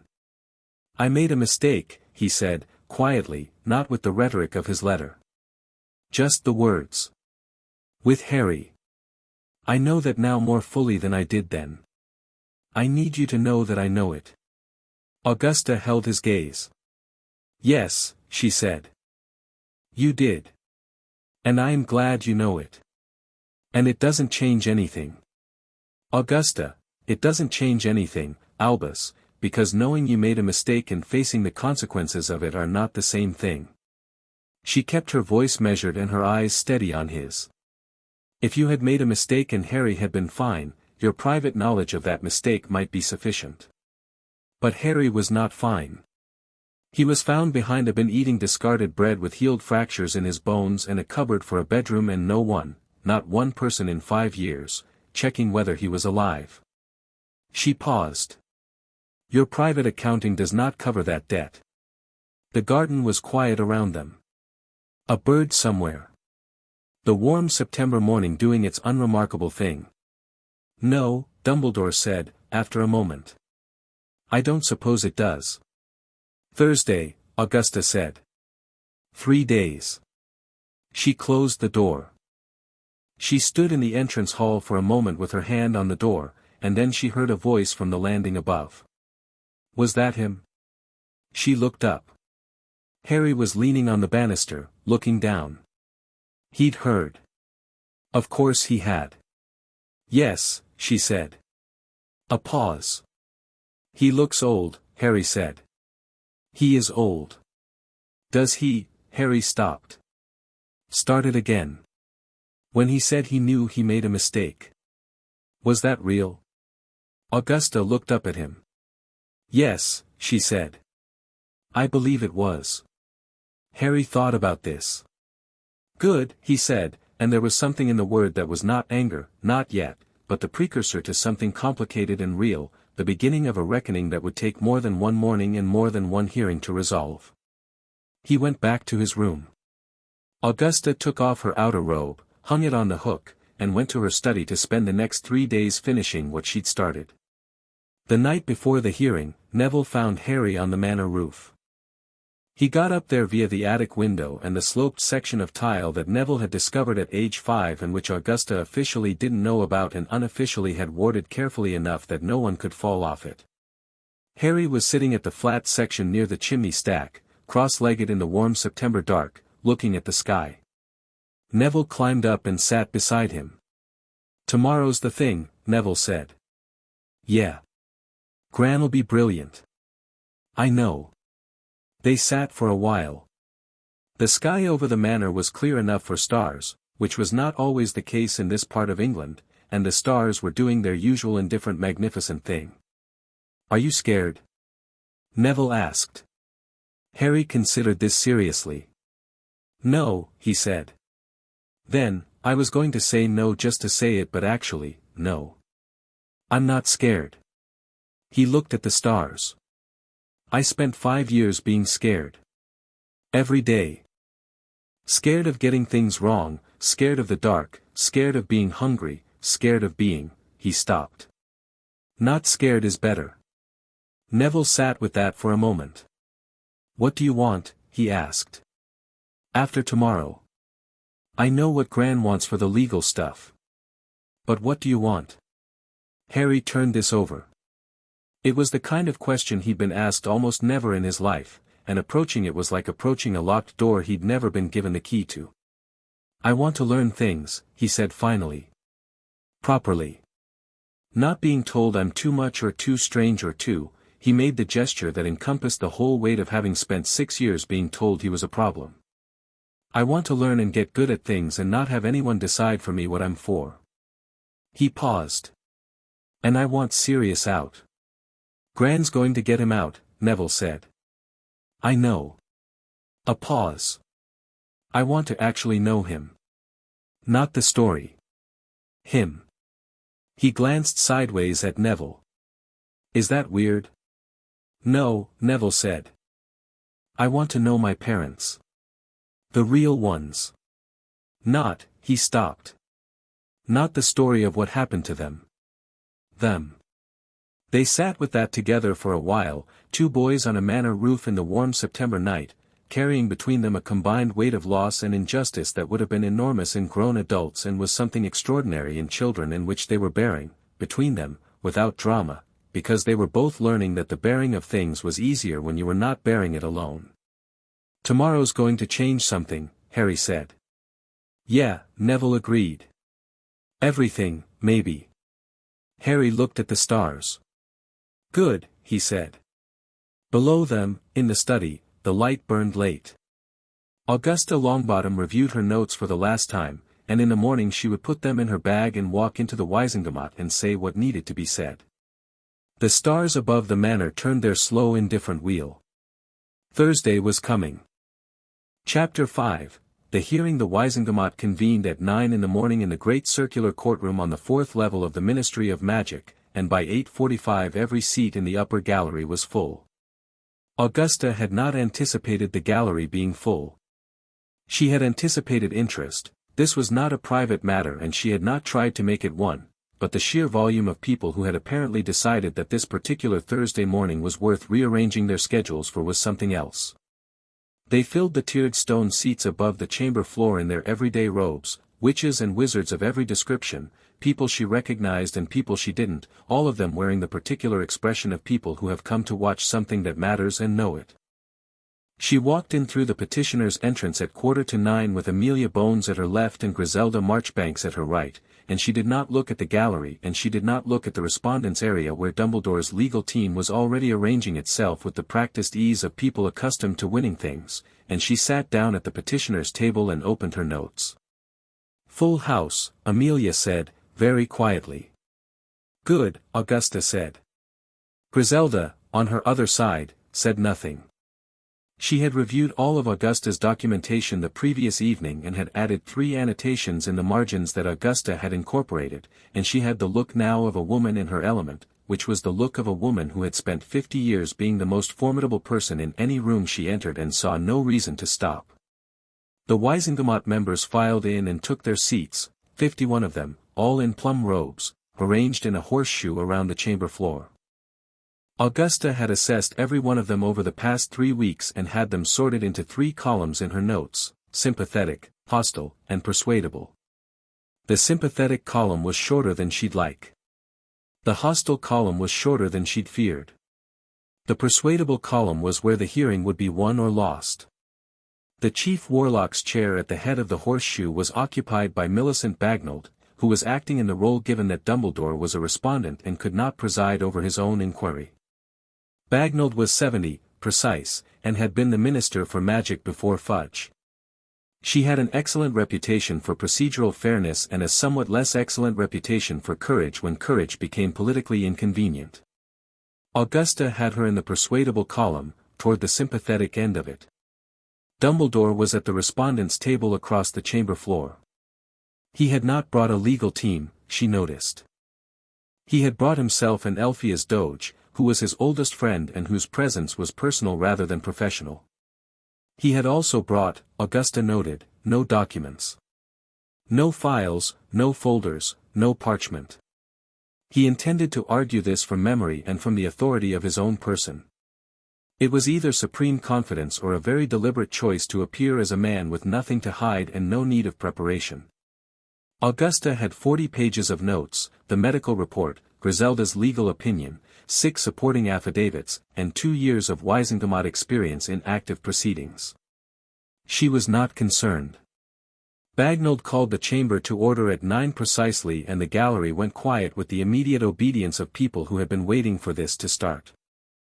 She read the formal summary of the petition, the placement of Harry James Potter, orphan child of James and Lily Potter, with Muggle relatives Petunia and Vernon Dursley in November 1981 without formal guardianship proceedings, without welfare oversight, and without any subsequent monitoring, resulting in conditions of chronic neglect as documented in a St. Mungo's medical assessment, and asked the respondent if he understood the nature of the proceedings. Dumbledore stood. "I do," he said. His voice carried the same quality it always carried in this chamber, warm and measured and filling the space without effort, the voice of someone who had been listened to for so long that the listening had become reflexive. "And I welcome this inquiry, which I believe will demonstrate that every decision I made regarding Harry Potter was made with the deepest care for his welfare and the welfare of the wizarding world." Augusta wrote welfare of the wizarding world in her notes and underlined it twice. Bagnold turned to the petitioner's table. "Mrs. Longbottom. You may present." Augusta stood. She had thought about how to open this for 2 weeks, and she had considered and discarded a number of approaches, the dramatic, the emotional, the systematic, and had settled on the one that she thought was both truest and most effective, which was to say the simplest thing first and let it do its own work. On the 14th of August this year, she said, I found Harry Potter behind a bakery bin in Little Whinging, Surrey. He was eating food from the bin. He was 6 years old. He weighed, according to the subsequent medical assessment, approximately 60% of what a healthy child his age and height should weigh. He had a healed fracture in his left wrist that had not been set properly. He had 2 healed rib fractures. He had bruising on both forearms. He was wearing clothing that was not his, that had not been purchased for him, that was significantly too large. When I spoke with him, he told me that he lived in a cupboard under the stairs, and that he received meals when he completed his assigned household chores satisfactorily. She paused. Not for effect, she didn't need effect, but because she genuinely needed a moment, because saying it aloud in this chamber to 51 people and a full gallery made it more real than it had been in her study, and it had already been very real. He also told me, she continued, that he had not known this was unusual, because he had nothing to compare it to. He had been there since he was 15 months old. In 5 years, no one from the wizarding world had visited. No one had written. No one had checked. She looked at the chamber, the members in their plum robes, the gallery above. No one had asked whether he was all right. The chamber was completely silent. I will be presenting the formal documentation of all of this, she said, and I will be asking the Wizengamot to make findings of fact regarding the legal adequacy of the original placement decision, the violations of the Magical Minors Welfare Act, and the exercise of authority by the respondent in making and maintaining that placement. I will not be arguing that the respondent acted with deliberate malice. She glanced at Dumbledore, briefly, directly. I will be arguing that the respondent acted with the unilateral certainty of someone who believed his judgment sufficient to replace the legal protections this Wizengamot put in place for exactly this purpose. And I will be arguing that this Wizengamot must determine, as a matter of law and precedent, whether that is acceptable. She sat down. The silence in the chamber lasted a second longer than silences usually lasted in the Wizengamot, which was a silence of 51 people sitting with something and not quite ready to move past it yet. Then Bagnold said, "Thank you, Mrs. Longbottom. Respondent, you may present." Dumbledore's opening was everything Augusta had expected. He was not defensive, defensiveness was a tactical error and he was too experienced to make it. He was explanatory. He laid out the situation as it had existed in November 1981 with the clarity and detail of a man who had been there and remembered every piece of it: Voldemort's defeat, the chaos of the immediate aftermath, the number of Death Eater attacks still occurring in the first days of November, the genuine and present danger to Harry's life. He described the blood ward theory carefully, precisely, and for the benefit of the gallery as much as the members, explaining what Lily's sacrifice had created, why the magic required a blood relative, why a wizarding home would not have served. His voice was compassionate and unhurried and every word was chosen with the care of a man who understood the difference between the truth and the whole truth. The decision I made, he said, was made under conditions of extraordinary urgency. The formal procedures that Mrs. Longbottom rightly describes as necessary were not possible in the time available. I made a judgment call. He paused. I have made many judgment calls in a long life, and some of them have been wrong. I did not subsequently monitor Harry's situation as I should have. That was wrong, and I will not minimize it.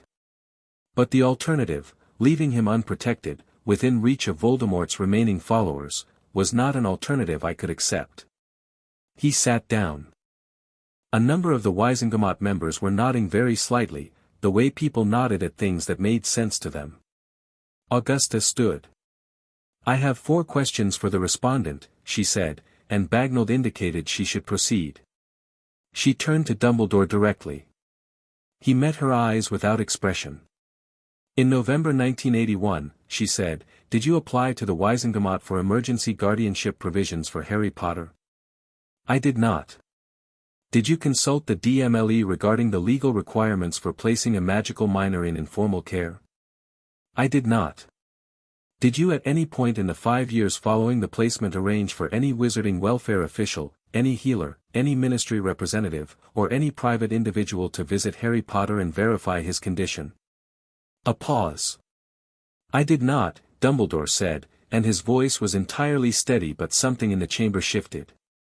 Did the fact that Harry Potter might be suffering harm during those 5 years at any point cause you to reconsider or review the placement? A longer pause. The chamber was very quiet. I believe the blood wards required his continued presence in the home, Dumbledore said carefully. That was not my question, Augusta said. Another pause. No, Dumbledore said. I did not review the placement. Augusta sat down. The chamber did what chambers did when something definitive had just happened, which was make a small collective sound that was not quite anything but which meant everything. She called 3 witnesses. The first was Healer Marchbanks, who presented the medical findings with the quiet authority of someone who knew that clinical language was more devastating than emotional language because it was harder to argue with. She described the physical findings in full, the malnutrition grade, the incorrectly healed fractures, the bruising patterns, and when Dumbledore's questioner, a quietly competent Wizengamot member named Folly who was handling the respondent's examination, asked whether the injuries could have had innocent explanations, she said yes, each individual finding could in isolation have an innocent explanation. The aggregate pattern, sustained over years, did not. The second witness was Griselda Marchbanks, who presented her legal opinion on the requirements of the 1956 Magical Minors Welfare Act and the guardianship statutes as a written submission read into the record. It was 22 pages and it was, as advertised, airtight. The act required formal guardianship proceedings for any magical minor placed in informal care following the death of both parents.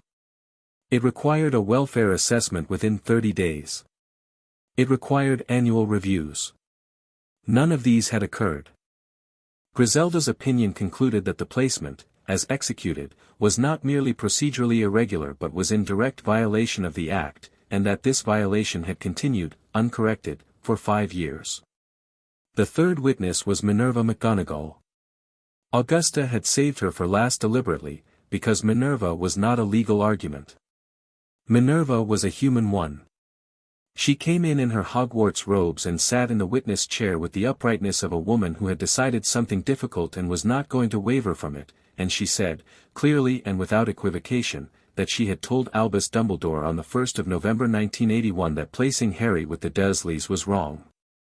She had watched Petunia Dursley that day and she had known, with the certainty of a woman who had been a teacher for 20 years, that that house was not a safe place for a child. She had said so. She had been overruled. Folly was gentle with her because you had to be with someone of Minerva McGonagall's stature, and he asked whether she had raised the concern again in the years since. Minerva was quiet for a moment. No, she said. I did not. And that is something I will have to live with. When she stepped down, Augusta did not look at Dumbledore's face. She looked at the Wizengamot members in the persuadable column of her notes and watched 3 of them shift. The chamber broke at noon. They reconvened at 2. Augusta used the break to eat a sandwich she couldn't taste and review her closing argument for the 4th time and not look at the owls that had arrived during the morning session with notes from various interested parties, because the interested parties could wait until Thursday was done. Amelia came to find her with 10 minutes remaining. 3 of them, she said quietly, meaning the persuadable members. After this morning.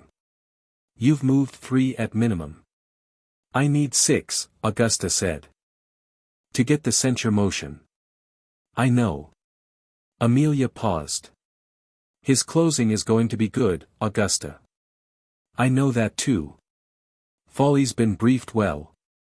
He'll bring up the alternative, that without the blood wards Harry might not have survived long enough to be found, and he'll make the case that imperfect protection was better than none. Yes, Augusta said. He will. How are you going to answer it? Augusta looked at her notes. Looked at the medical report. Looked at Griselda's legal opinion. Then she looked at Amelia. The same way I always answer it, she said. With what is actually true. Dumbledore's closing was, as Amelia had predicted, excellent. He did not attempt to minimize the medical findings. He did not challenge the legal opinion. He acknowledged both with the grace of a man who had decided that fighting the facts was a poorer strategy than reframing them, and then he built his argument on the foundation of what Harry Potter alive and imperfect was, compared to what Harry Potter dead was. He was measured and specific, and he spoke for 22 minutes, and he was, Augusta thought, genuinely compelling. He was making a real argument, not a cynical one. He believed what he was saying. That was what made him effective and what had always made him dangerous, the absolute sincerity with which he had convinced himself. He sat down and Bagnall called on Augusta for the petitioner's closing. She stood. The respondent has argued, she said, that the alternative to what he chose was worse. That without the blood wards Harry Potter might have died, and that a living child in a difficult home is better than a dead child. She paused. I want to address this argument directly, because it is the only real argument he has made today and it deserves a direct answer. She looked at the Wizengamot. All 51 of them looking back. The respondent is right that the blood wards required Harry's placement with his aunt. I am not challenging that magical theory. I am not arguing that the protection wasn't real. She set her notes down on the table and did not look at them again. What I am arguing is this: the choice was never between blood wards with no oversight and no blood wards with no oversight. The choice was between blood wards with oversight and blood wards without it. The magic required the location. The magic did not require the child to be hungry. The magic did not require the child to sleep in a cupboard. The magic did not require the bones to heal wrong. She let that settle. What required those things, she said, was the absence of anyone looking. And the absence of anyone looking was not a consequence of the blood wards. It was a consequence of one man's decision that his judgment about what was necessary superseded the legal protections that this Wizengamot enacted precisely for moments like that one. Moments of crisis, when it is tempting to act fast and account later. She paused. The 1956 Act was written because we had just come through a war. Because we knew, that wars created exactly these conditions. The urgency, the chaos, the certainty that this situation was exceptional enough to justify cutting corners. The Act was written because we had seen what happened to children when the cutting of corners was allowed to stand unchallenged. She looked at the chamber. The respondent made a decision in 1981 that he was not legally empowered to make alone. He has continued that decision, unchallenged and unreviewed, for 5 years. The consequences of that decision were not theoretical. They were in a child's bones, and in his weight, and in the fact that when I found him he did not know that hunger was not simply how life worked. Silence. I am not asking this Wizengamot to condemn a man for caring about the wizarding world, she said, or for wanting Harry Potter to survive. I am asking this Wizengamot to establish, clearly and formally, that caring about the right outcome does not give any individual, regardless of their power, their experience, or their intentions, the right to replace the legal framework this body exists to uphold. She gathered her notes. If it does, then this Wizengamot is not a governing body. It is a formality. And I do not believe that is what any of us came here for. She sat down. The gallery above was absolutely silent. Augusta did not look up at it. She was watching the Wizengamot members and she was watching the persuadable column and she was watching Dumbledore's face, very briefly, which showed her something she had not expected. Not anger. Not calculation. Something that looked, from across a chamber floor, like a man hearing a true thing said aloud for the first time about a decision he had been living with for 5 years, and finding it heavier out in the open than it had been inside. The deliberation took 2 hours. Augusta waited in the anteroom with Amelia and Griselda and drank tea that she also couldn't taste, and said very little, and thought about Harry at home with Neville and Wilkie, who had been told to make something with a great deal of chocolate in it because Neville had declared this a chocolate situation and he was not entirely wrong. When the door opened and the clerk said they were ready, she stood, settled her hat, the peacock feather, the assertive one, straightened her outer robe, and walked back into the chamber. Bagnall read the findings of fact first. The Wizengamot found, by a vote of 38 to 13, that the placement of Harry Potter with the Dursley family in November 1981 had been executed without legal authority and in direct violation of the Magical Minors Welfare Act of 1956. They found, by the same margin, that the failure to institute any welfare oversight in the 5 years since the placement represented a continuing violation of the Act. Augusta wrote these down. Then Bagnall moved to the motions. The motion to formally censure Albus Percival Wulfric Brian Dumbledore for the unlawful exercise of authority in the informal placement of a magical minor passed by 31 votes to 20. Augusta had needed 30. She had 31. The motion to strip Dumbledore of his position as Chief Warlock of the Wizengamot, pending a period of magical oversight to be determined by the full body, passed by 28 to 23. This one had been less certain. She had not been sure, going in. She was sure now. The motion to establish formal legal guardianship of Harry Potter under the supervision of the Wizengamot's Welfare Office, with current residence at Longbottom Manor confirmed as appropriate and Augusta Longbottom designated as primary guardian pending any further proceedings, this passed unanimously. 51 votes.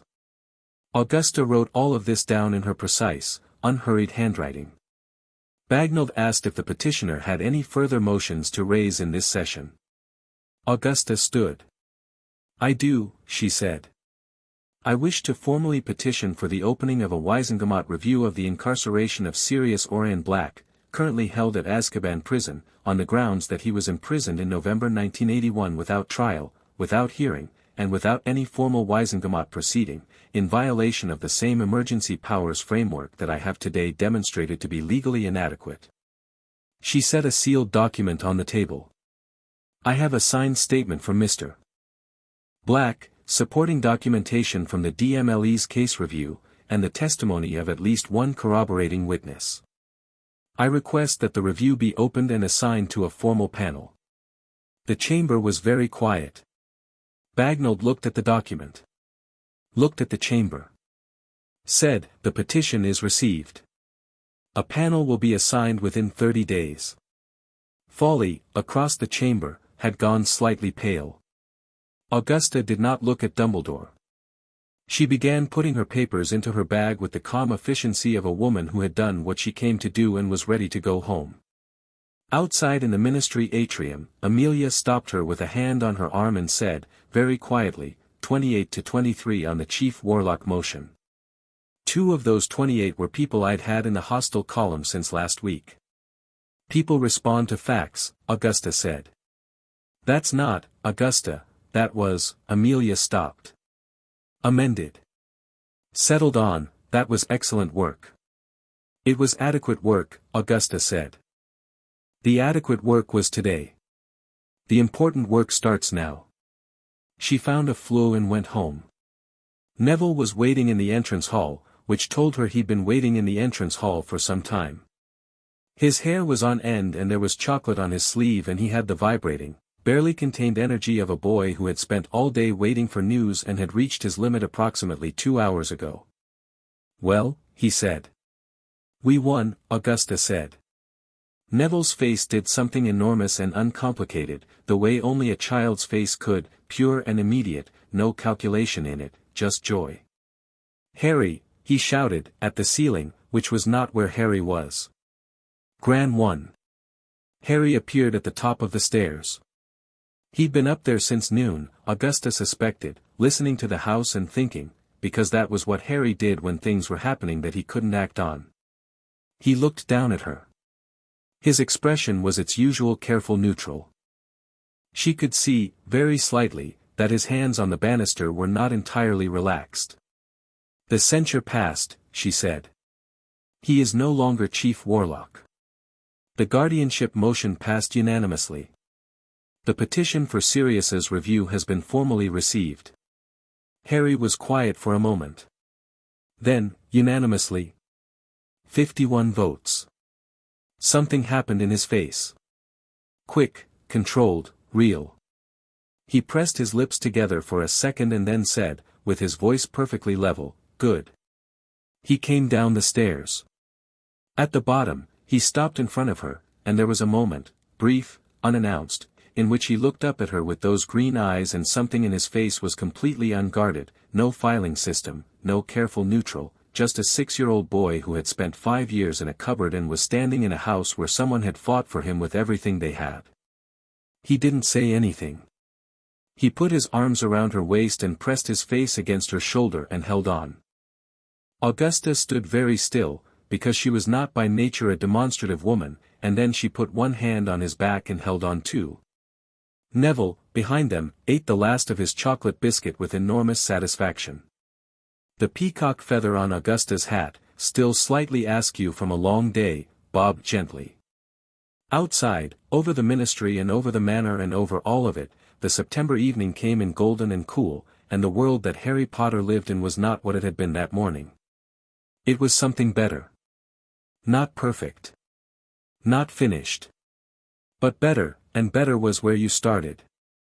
Chapter 6, The counter-move. The morning after the hearing, Augusta's owl post arrived in 3 separate deliveries. The first came at 7, while she was still on her first cup of tea, and contained congratulatory letters from people she respected, which she set aside to answer properly. The second came at 8 and contained congratulatory letters from people she did not respect, which she set aside to answer carefully. The third came at 8:30 and contained a copy of the Daily Prophet with her face on the front page under the headline "Longbottom takes down the headmaster, Dumbledore stripped of chief warlock role in shock Wizengamot verdict." She read the article. It was reasonably accurate, which surprised her, and then she read the byline and stopped being surprised because the byline was not Rita Skeeter. Rita Skeeter had her own article, on page 3, under the headline "Exclusive, Who is Augusta Longbottom and What Does She Really Want?" Augusta read this one more carefully. It was, she had to acknowledge, impressively constructed.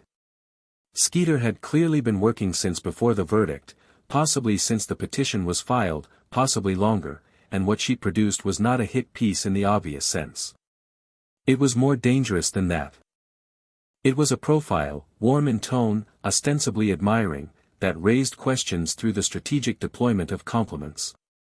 Augusta was described as formidable, as a lioness, as a woman of extraordinary determination. The article then noted, with apparent admiration, that she was also a woman who had recently taken into her home a small boy of extraordinary significance, who had been granted formal guardianship of that boy by a unanimous Wizengamot vote, and who was now, wasn't it interesting, the legal guardian of the most famous child in the wizarding world, a position that carried, as Skeeter noted with breathless interest, considerable social, political, and financial implications. It also noted, with the delicacy of a surgeon making an incision that would bleed for days, that Augusta was the mother of Frank Longbottom, who had been tortured into permanent insanity by Death Eaters, and that one couldn't help but wonder whether the extraordinary passion she had brought to the prosecution of Albus Dumbledore was entirely about Harry Potter specifically, or whether it was, at least in part, about a woman who had long blamed the war and its architects for the loss of her son. Augusta read this paragraph twice. Then she folded the paper, set it on the table, and poured herself another cup of tea. Neville came in while she was drinking it. He was still in his pajamas, hair spectacular, and he got as far as sitting down and reaching for the toast before he noticed her expression, which was not an alarming expression but which he had learned to read the way sailors learn to read certain kinds of sky. "What's happened?" he asked. "Nothing unexpected," she said. "Eat your breakfast." Harry came in 2 minutes later, which meant he'd been awake, probably for a while. He sat down, accepted the toast that Wilkie produced, and said to Augusta, "The owl post woke me up." 3 separate deliveries, she agreed. Was one of them bad? She considered. One of them was tactical. Harry looked at the folded newspaper on the table. "Can I read it?" She passed it to him. He read the front page article first, quickly, with the focused absorption he brought to all text. Then he found the Skeeter piece and read that, and she watched his face move through something, not distress but the careful, analytical attention of someone identifying a threat's exact parameters. He put the paper down. "She's saying you're doing this for revenge," he said. "About your son. She's raising the possibility. She's not saying it outright, because saying it outright could be challenged. Raising the possibility allows people to reach the conclusion themselves. Is it true? Augusta looked at him directly. No. My son and what happened to him are real, and I carry them every day, and they have nothing to do with why I found you eating from a bin. She paused. Though I will tell you that the two things are not entirely unrelated in one respect, which is that I have spent a long time watching powerful people make decisions that destroyed other people's lives and face no formal reckoning. I have learned, from that, to be willing to initiate one when it is warranted. Harry absorbed this. So she's wrong about the motive, but she found a real thing.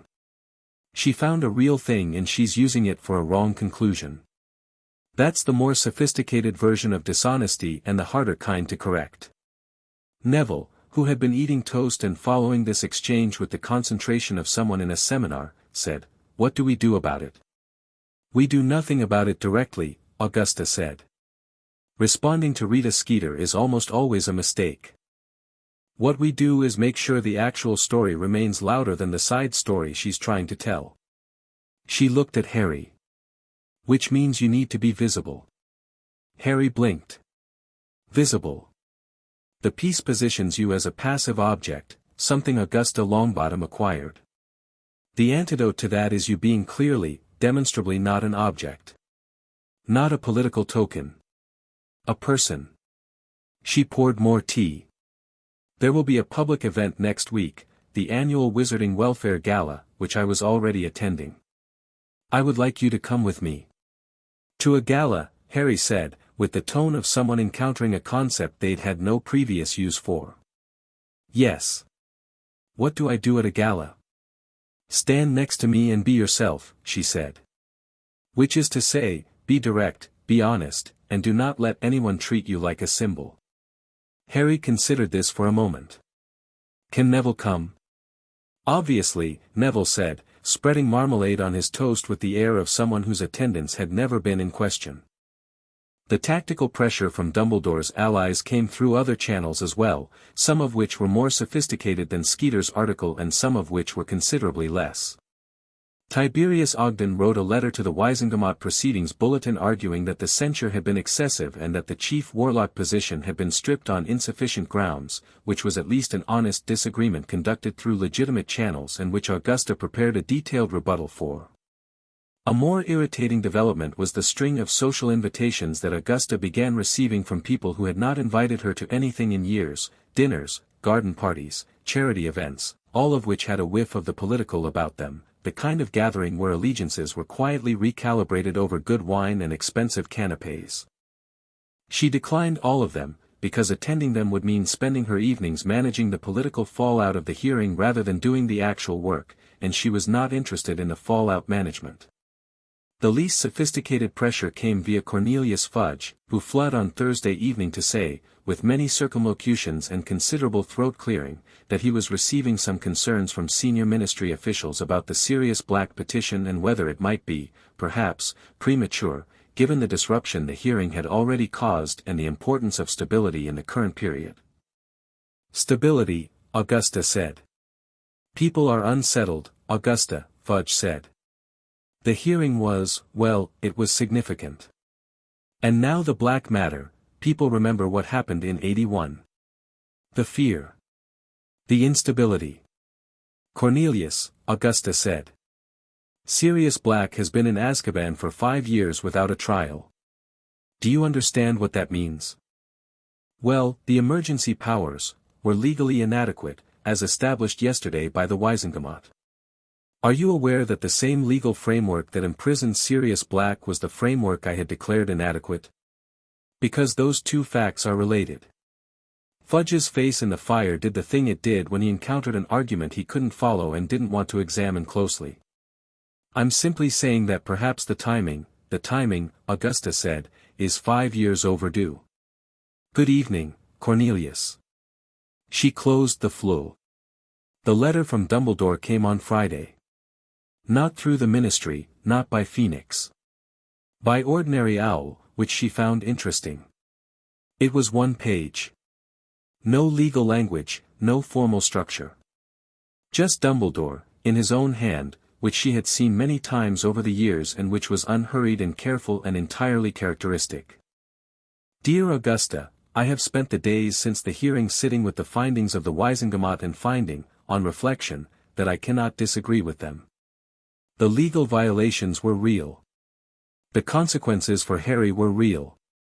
I was wrong not to ensure oversight, and I was wrong to believe my certainty about what was necessary was an adequate substitute for the structures we built precisely because certainty is not sufficient. I want to tell you something that I did not say in the hearing, because the hearing was not the place for it. I thought about Harry constantly during those 5 years. I told myself the wards were holding, the protection was real, and that knowing he was alive was sufficient. I understand now that this was a form of cowardice, not the dramatic kind, but the quiet kind that disguises itself as practicality. I am not writing to ask you to withdraw the black petition. I believe, on reflection, that you are right about that too.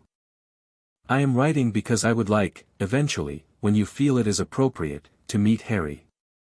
Not as a symbol, not as the boy who lived, but as a child I failed and would like, if he is willing, to apologize to.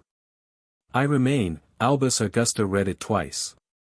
She set it in a separate folder from the other correspondence. She would not answer it today. She would answer it when she had decided what she thought about it, which was a process that would take more than one sitting. She went to find Harry. He was in the library.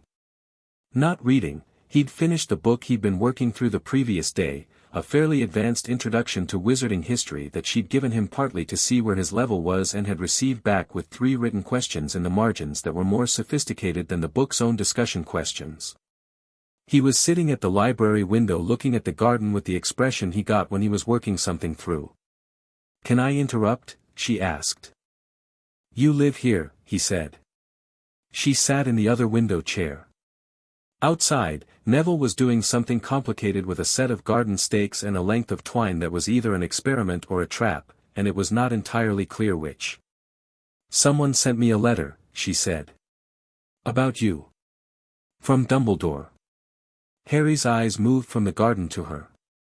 "What did it say?" She told him the substance of it accurately and without editorializing, because she had decided 2 weeks ago that Harry Potter would get the truth from her about things that concerned him, and she was not going to walk back that decision now. He was quiet for a while. Outside, Neville had managed to get the twine into what appeared to be an elaborate geometric pattern and was looking at it with the satisfaction of a boy who has no idea what he's made but is pleased with it anyway. "He wants to apologize," Harry said. "So he says. Do you believe him?" "I believe he means it at this moment," Augusta said carefully. "Whether an apology is enough is a different question, and it's yours to answer, not mine." Harry looked at the garden again. "I don't want to see him," he said. "Not yet. Maybe not for a long time." "That's your right." "Is it actually?"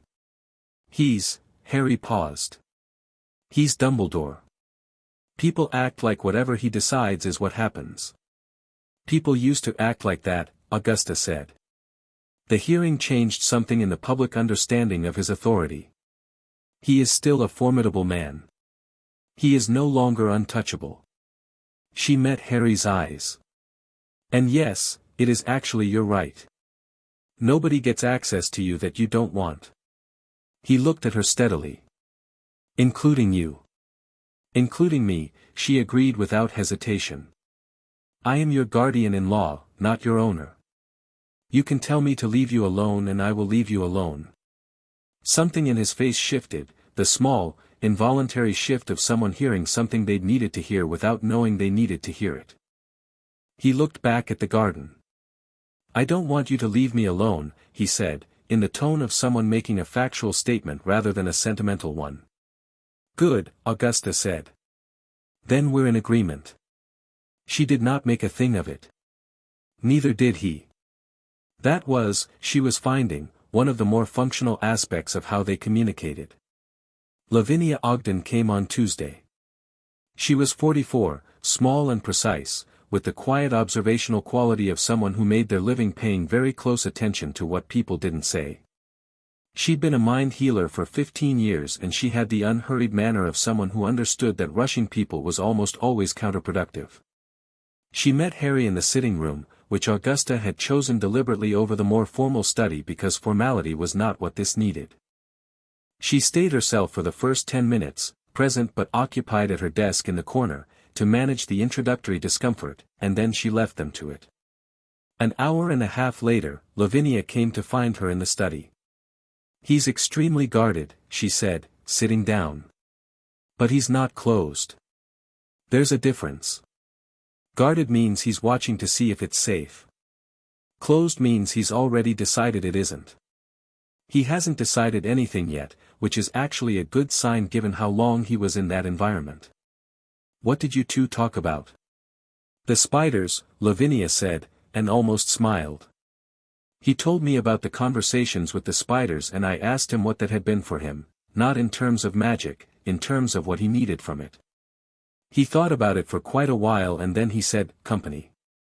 She paused. "That's a real answer from a real person, and he gave it to me after about 40 minutes, which for someone with his history is moving at considerable speed." Augusta nodded. "The main thing I want you to know," Lavinia said, "is that he has an extremely well-developed sense of threat assessment. He's not paranoid, he's calibrated. He learned very early to read situations for danger and he's very good at it. The challenge is going to be helping him understand that calibration doesn't have to be constant. That some rooms are actually safe." She looked at Augusta directly. "You've already started that. The way he talks about this house, he doesn't say it's safe, but he describes it in terms of things that are reliable. The nightlight, the food, the lessons. He notices reliable things and he's building trust on them. That's the right architecture. What does he need from the sessions? Primarily, someone who asks him what he thinks and feels about his own experience and takes the answer seriously. He's been treated as a variable in other people's equations for his entire life. He needs to be the subject of his own." Lavinia stood. "I'd like to come weekly. And I'd like, at some point, to meet with the Neville, not as a patient, just to understand the dynamic. They're doing something important for each other." "I'll arrange it," Augusta said. After Lavinia left, Augusta sat for a moment with the phrase, "a variable in other people's equations." She thought about Dumbledore's letter. She thought about the Wizengamot hearing. She thought about the Skeeter article, positioning Harry as something acquired. She picked up her quill and began writing a letter to the Quibbler. The Wizarding Welfare Gala was held in a ballroom in Wizarding Edinburgh on a Friday evening, and Harry wore his new robes. Madame Malkins had delivered 3 sets, deep green and clean-lined and sized for him specifically, which he had regarded on arrival with the slight expression of someone not yet used to owning things that were meant for them, and he came down the stairs and Neville said, "You look like a proper wizard," which was the highest compliment available in Neville's current lexicon. Augusta had explained what to expect: a lot of adults, a lot of conversation, some speeches, many people wanting to look at Harry. He had listened and said, "What do I do with the people who want to look at me?" "Let them look," she said. "They'll look whether you engage with them or not. What matters is that you choose how to engage when you want to and how to disengage when you don't." "How do I disengage?" "Find me," she said simply. "Or find Neville. Or simply walk away. You don't owe anyone your attention." He had absorbed this and said, "Okay." The gala was as she had described, perhaps more intensely. The word had got around that Augusta Longbottom would be bringing Harry Potter, and the room had the specific quality of a room in which a significant number of people are all trying to appear as though they are not watching one particular corner of it. Harry noticed. Of course he noticed. He stood at Augusta's side through the first half hour with his new robes and his impossible hair and his expression of polite, watchful interest, and when people approached, which they did, in a more or less constant stream, he was direct and clear and entirely himself, which was the thing she'd asked for. He was also, she was discovering, quite funny. Not performatively funny, he didn't tell jokes or play for laughs. But he had a dry, precise quality to his observations that caught people off guard. When Madame Longbatch, a notably pompous Wizengamot member's wife, approached and said, in the tremulous voice of the overawed, "Oh, but you're so small for someone so famous," Harry looked at her with complete composure and said, "I'm growing, apparently. It's recent," and the matter-of-factness of it was so perfectly calibrated that 3 people nearby burst out laughing before they could stop themselves, and Madame Longbatch's expression suggested she wasn't certain if she'd been insulted or not. Augusta caught Amelia Bones' eye across the room. Amelia was trying not to smile and not quite succeeding. The significant moment came an hour in, when Lucius Malfoy appeared. He had been invited. This was a broad Wizarding Society event and the Malfoys were significant donors to the welfare charities it nominally supported, and he came in late, which Augusta suspected was deliberate, with Narcissa on his arm and a group of associates that included 2 people Augusta recognized as former Dumbledore critics who had recently recalibrated toward whatever position seemed safest. He found her within 10 minutes. He would have done. He was too good a political operator not to identify the most important person in the room and move toward them with the appearance of casualness. "Augusta," he said. "And young Mr. Potter. We meet again." Harry looked up at Malfoy with those green eyes that were already, at 6, doing something that they would be doing for the rest of his life, seeing through the surface of a thing to the architecture beneath, and said, "Longbottom said you served Voldemort." The nearby conversations did not stop, but they changed quality in that distinctive way that conversations had when everyone was pretending not to listen extremely hard. Lucius's expression did something carefully controlled. "An unfortunate period that many people, did you?" Harry said. "Not aggressively. Factually." The tone he used when he wanted accurate information. Lucius looked at the 6-year-old in front of him and made the correct assessment, which was that there was no graceful answer to this question in this room, and said, "I serve the interests of the wizarding world as I understood them at the time." As many people did. "And now?" Harry said. "Now," Lucius said, with the smile of a man who had recovered his footing, "I serve the interests of the future. As all of us must." Harry looked at him for a moment. Then he turned away, not rudely, just with the absolute finality of someone who had received the information they needed and was done with the conversation. Lucius stood for approximately 2 seconds in the aftermath of being dismissed by a 6-year-old before smoothly redirecting to Augusta with a smile that did not reach his eyes. "He's remarkable," Lucius said. "Yes," Augusta said. "He is." She moved away to find Amelia, and Harry fell into step beside her with the easy unself-consciousness of someone who had just done an entirely ordinary thing. "He's going to be trouble," Harry said, not looking back. "Yes," Augusta said. "He is." "Should I have been nicer?" "You were perfectly polite," she said. "You asked direct questions and received political non-answers. What you do with that information is your own business." Harry nodded. "He's scared of something." Augusta looked at him. "What makes you say that?" "The way he moved when I said the name. Like he wanted to take a step back but knew he couldn't." She looked at Harry, this 6-year-old boy reading a former Death Eater's body language at a society gala with the accurate precision of someone who had spent 6 years developing extremely fine-tuned threat assessment, and thought about what Lavinia had said. "He's calibrated." "Yes," she said. "He is. Remember that." The letter about Remus Lupin came the following Monday, from an address in Wales. She had put out careful inquiries through 3 separate channels in the weeks since Sirius had named him, and she had expected to wait longer. The letter was cautious. He had not signed it with his surname, just Remus, and it said that he had heard, through sources he was not going to specify, that Mrs. Longbottom was involved in proceedings relating to Sirius Black and Harry Potter, and that if the information was accurate he had information that might be relevant, and he was willing to meet at a location of her choosing if she was interested. The caution told her things. Remus Lupin was a werewolf. This was in his ministry file, which Amelia had found with the rest of the documentation, and a werewolf's caution had particular flavors, the specific wariness of someone who had spent their adult life knowing that the wrong conversation with the wrong person could lose them their home, their employment, their safety. The caution was not cowardice. It was precision.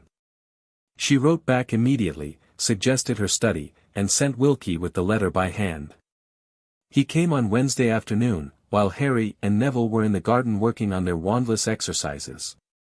She watched him come up the drive from her study window and registered the quality of his movement. He was thin, tired-looking, perhaps 30, though he seemed older, wearing robes that were clean but carefully mended, and she went to open the door herself before Wilkie could. He stopped on the doorstep when she opened it, as if surprised by the directness of her.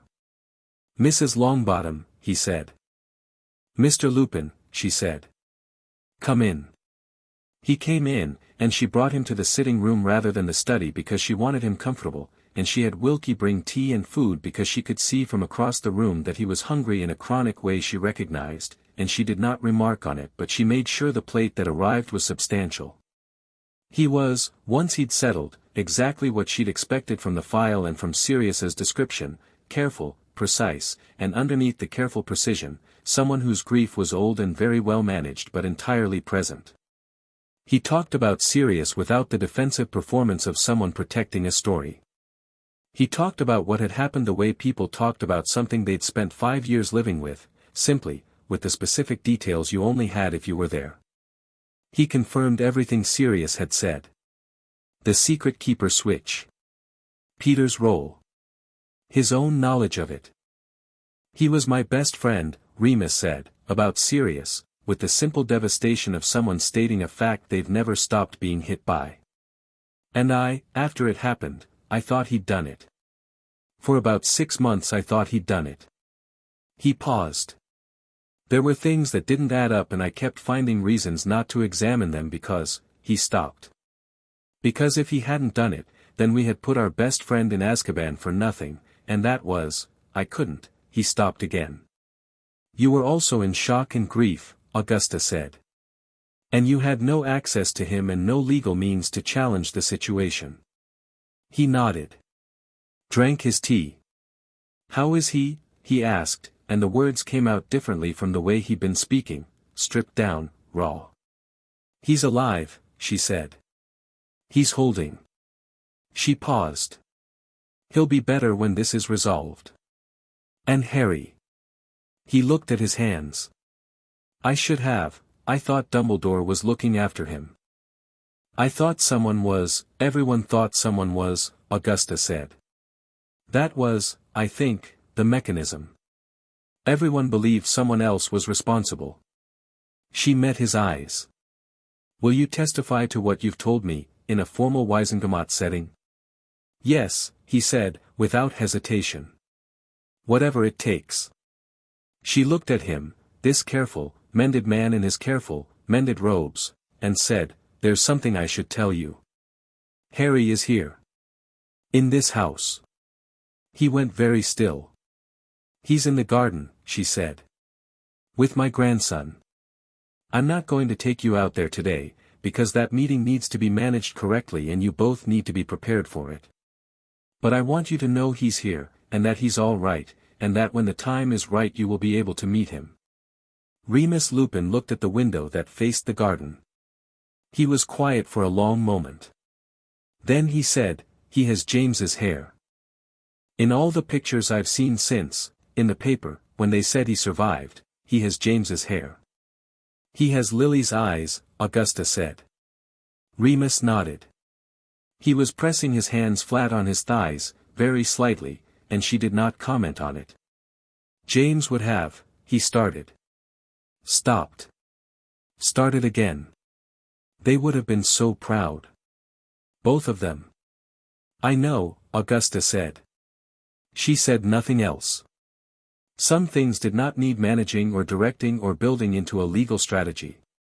Some things needed a room and a cup of tea and the space to be exactly what they were, which was a man finding out that the last piece of the people he loved was alive and nearby and eating marmalade toast in a garden 200 feet away.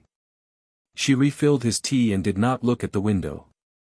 That evening, Harry came to find her while she was writing. He knocked on the open door, as he always did, and stood in the doorway with a look that told her he'd been thinking about something for a while.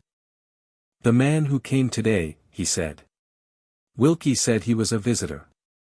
Yes. She set her quill down. His name is Remus Lupin. He was a friend of your parents. He's going to testify in Sirius's case. Harry was quiet for a moment. Can I meet him? Yes. When you're both ready. Not tonight. He nodded. Then, was he sad? She looked at him. Yes, she said. He was. Harry considered this. Because of my parents? Because of all of it. Your parents, Sirius, the time that has passed. He's been carrying a great deal for a long time. Harry was quiet for another moment. Then, with the practical directness that she was almost used to by now, then let's not make him wait too long. He went back to his room. Augusta sat for a moment, then picked up her quill. The work was not done. There were 3 Wizengamot members still wavering on the Black Review panel composition. There was a supplementary affidavit needed from Marchbanks. There was the Skeeter situation to monitor and the Quibbler piece to finalize. But the work was going in the right direction, and the direction was toward justice, and justice had a way of building momentum once it started, each piece of evidence fitting into the next, each witness supporting the one before, each proceeding opening the door to the next proceeding. She wrote until midnight. The fire kept burning. And 2 floors up, in the blue east bedroom with the silver nightlight, Harry Potter slept on the floor on his blankets and dreamed, perhaps, about stars. Chapter 7. The verdict. The Sirius Black Review panel was assigned on a Tuesday, and Augusta had 3 of its 5 members in the sympathetic column of her notes and 2 in the persuadable column, which was a better starting position than she'd had with the main hearing. She spent the first week of October preparing the case with the same systematic attention she'd brought to everything else, and she was halfway through a set of evidentiary summaries on a Wednesday afternoon when Neville knocked on her study door and said, from the doorway, that Harry had done something in the garden she thought she should see. She went to the garden. Harry was standing in the center of the lawn with both arms at his sides and an expression of deep concentration, and around him, at a radius of approximately 12 feet, every fall and autumn leaf within that circle was suspended in the air. Not floating, suspended, perfectly still, held at various heights as though time had stopped for them specifically while the rest of the world continued. The colors were extraordinary in the afternoon light, amber and copper and deep red, hanging motionless in a rough sphere around a 6-year-old boy who looked like he was listening to something no one else could hear. Neville was standing at the garden's edge with his arms folded, watching, wearing the expression he'd been wearing with increasing frequency lately, somewhere between amazed and deeply proud, as though Harry's capabilities were a personal achievement of his. Augusta watched for a moment. Then she said, "Harry." He opened his eyes. The leaves dropped, all of them at once, settling to the grass in a soft collective whisper. He looked at his hands. "I didn't mean to do that much," he said. "How much did you mean to do?" "Just the ones near the bench." "I was trying to," he paused, searching for how to describe it, "I was trying to feel where the edges of things are. In a wider circle. And then I got further than I expected and he looked at the leaves on the grass, the swept radius of them. Lost track." Augusta looked at the circle. 12 feet of suspended leaves, held at independent heights, each one still. 6 weeks ago this child had been raising a brass clock 2 feet off a shelf. How did it feel, she asked, because that was the question that mattered most at this stage. He reached for it. Like when you're very quiet and you can hear things you couldn't hear when you were talking. Except with magic instead of sound. She nodded slowly. That's a good description. That's exactly what it is. She came into the garden and looked at him properly. He was taller, she thought, though it was difficult to be certain because growth was gradual and she was seeing him every day. His face had filled out in the 6 weeks since she'd found him, the hollows less pronounced, the shadows under his eyes much reduced because he was sleeping through most nights now. He looked like what he was, a healthy 6-year-old, beginning to build the physical confidence that came with a body that was being looked after. "We need to talk about what this means," she said. Not now. Tonight, after supper. He looked at her directly. Is it a problem? No, she said, and she meant it without qualification. It is not a problem. It is information. He nodded, satisfied, and picked up the leaves nearest to him by hand, the ordinary way, just to do it, the way she'd noticed he often followed extraordinary things with very ordinary things, as though recalibrating. After supper she sat him down in the sitting room and told him what she knew about magical power and its development, which was more than most people knew because she'd spent the past 6 weeks reading everything she could find about young high-level magical expression, and what she knew was this: wandless magic at the level he was demonstrating should not have been possible for another decade at minimum, and the breadth of it, the instinctive shields, the levitation, the apparent communication with magical creatures, the suspended leaves, suggested a magical core of unusual depth and variety. Harry listened to all of this with his head slightly tilted and the expression of someone taking careful inventory. So I'm powerful, he said. Significantly, yes. Is that going to be a problem? Only if you let people make it one, she said. Power without direction is noise. Power with intention is something else. What we're building in the lessons is the intention, the understanding of what magic is and how it works and what it's for, so that when you have a wand and formal training, you're not just strong. You're precise. He thought about this. Dumbledore's letter, he said. He said he wanted to talk about my education. She had not forgotten this. Yes. He was thinking about Hogwarts. He was. Harry was quiet for a moment. I want to go to Hogwarts, he said. Eventually. I'm not saying I don't. But I want to go as myself, not as, he stopped, and she saw him work through the phrasing. Not as the thing he's been building toward. Whatever plan he had for me. Augusta looked at him steadily. Then that's what we're working toward. Can we do that? Actually do it, not just say it. We can do a significant amount of it, she said. The education you're getting now, and will continue to get, will mean you arrive at Hogwarts already knowing who you are and what you can do. That's the best protection against other people's plans for you, being too fully yourself to be rearranged. Harry looked at the fire for a moment. Then, unexpectedly, what if I'm something people don't like? She raised an eyebrow. What do you mean? Everyone has this idea of who I'm supposed to be. The boy who lived. The symbol. Even the people who are on our side, Amelia, the Wizengamot members, they're looking at me like I'm significant. He paused. What if what I actually am isn't what any of them want? Augusta set her teacup down. Harry, she said. What you actually are, at 6 years old, is already more than most adults manage. You are direct and you are honest and you read situations with extraordinary accuracy and you have not, in 6 weeks, asked anyone for a single thing you didn't genuinely need. She paused. If people don't like that, the fault is entirely theirs. He looked at her for a moment. Then, you're not very sentimental, are you? No, she said. Good, he said, and something that was almost a smile crossed his face. I like that better. Remus came back on a Thursday, this time knowing he'd see Harry, and Augusta managed it the way Lavinia had suggested, giving both of them the structure of an activity rather than the weightless open space of a meeting, which was too much pressure for both of them. She set them to work in the library, Remus and Harry and Neville, with 3 copies of a wizarding history text and the stated goal of finding every factual error in the Muggle portions of it, which was a task she'd invented on the spot that morning and which she was fairly pleased with as an invention because it was absorbing enough to provide cover for the real business of 2 people finding out who each other were. She stayed for the first 20 minutes and then absented herself. 2 hours later she came back to find the text mostly abandoned and Harry and Remus deep in a conversation about transfiguration theory that had apparently started from a footnote and expanded substantially.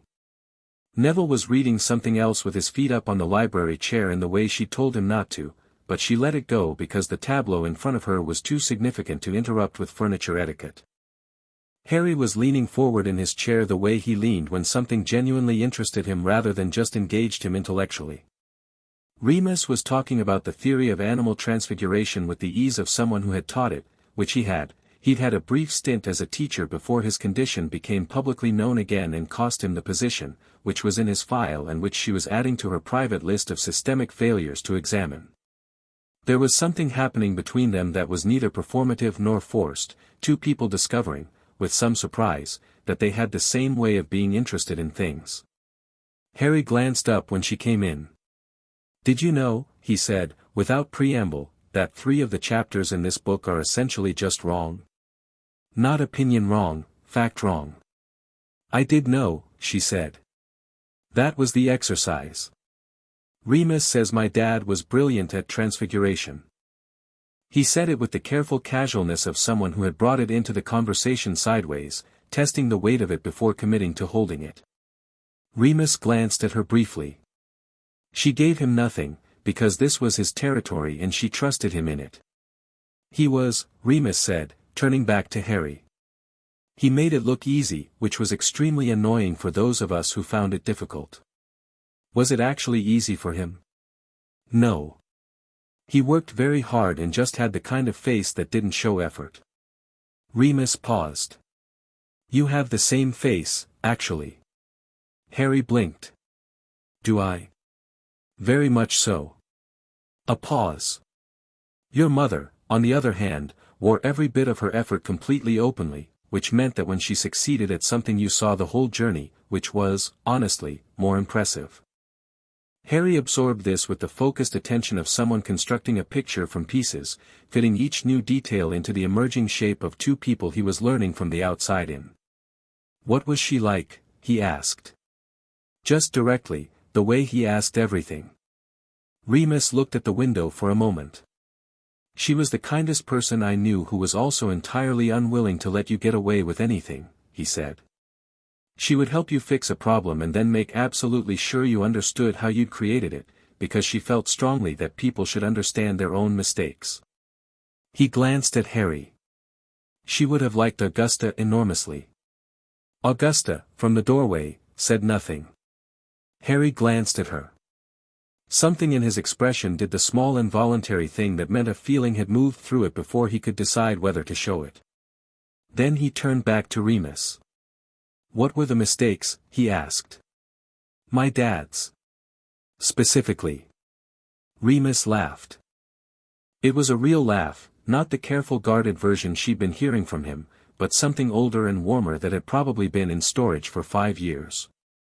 "How much time do we have?" he asked. "All afternoon," Harry said, and settled back in his chair. Augusta went back to her study and found, with some surprise, that she was smiling. The Black Review panel convened on the 15th of October. It was a smaller, less theatrical proceeding than the main hearing, a panel room on the 3rd floor rather than the Great Chamber, 5 members rather than 51, no public gallery. What it lacked in scale it made up for in focus, and Augusta had come to believe that focus was often more useful than scale. She presented the case in 2 hours. The absence of a trial, the procedural inadequacy of Crouch's emergency powers invocation, Sirius's signed statement, Remus's testimony, which he delivered in person, clearly and steadily, the careful mended man in the mended robe speaking with the precision of someone who had rehearsed this in his head for 5 years, waiting for a room that would hear it. The panel questioned Remus for 40 minutes. They questioned Augusta for 20. They reviewed the documentation from Amelia's DMLE investigation and Griselda's supplementary legal opinion on the emergency powers framework. Then they deliberated for 3 hours, which was longer than Augusta had expected and which she spent in the corridor outside the panel room with Amelia, not talking very much, because there was not very much to say that hadn't been said. When the door opened and the panel clerk came out and said they were ready, Augusta stood, straightened her hat, a different hat today, one she'd bought specifically for this, dark blue with no animals on it at all, because this was not a day for the assertive peacock or the dramatic vulture, this was a day for precision, and went in. The panel chair, a woman named Hestia Abbott who had been in the sympathetic column and had remained there throughout, looked at her papers and then at the room. This panel finds, she said, that the incarceration of Sirius Orion Black beginning November 1981 was executed without formal Wizengamot proceedings, without a trial, and in violation of the fundamental legal protections afforded to all citizens of the wizarding world regardless of the circumstances of their apprehension. She paused. This panel further finds that the emergency powers framework invoked by Bartemius Crouch Sr. in authorizing said incarceration was applied beyond its legal scope and in a manner inconsistent with its enacted purpose. Another pause. This panel therefore finds that the incarceration of Sirius Black has no valid legal foundation and orders his immediate release from Azkaban pending a formal trial before the Wizengamot at the earliest available date, with full veritaserum examination if Mr. Black consents and legal representation provided at ministry expense. Augusta wrote all of it down, precisely, in her neat hand. Further, Abbott continued, this panel recommends a full ministry review of all wartime incarcerations executed under emergency powers provisions, to be completed within 18 months. Amelia, beside Augusta, made a small sound. Augusta looked at her briefly. Amelia's expression was the expression of someone who had been doing this work for a long time and had occasionally wondered if it meant anything, now finding out that it did. "Thank you," Augusta said to the room, and she meant it as precisely as she meant everything. She told Harry that evening. He was in the library again. He spent a great deal of time in the library now, working through texts at a pace that suggested he was making up for 5 years of having very little to read, which she imagined he was. When she came in he looked up immediately and read her face the way he always read faces, and before she'd said anything he was sitting up straighter. "Sirius," he said. "He'll be out within the week," she said. "Pending the formal paperwork and a brief procedural hearing that is a formality." Harry was quiet for a moment. He put the book down on the table with the deliberate care of someone who needs to do something with their hands.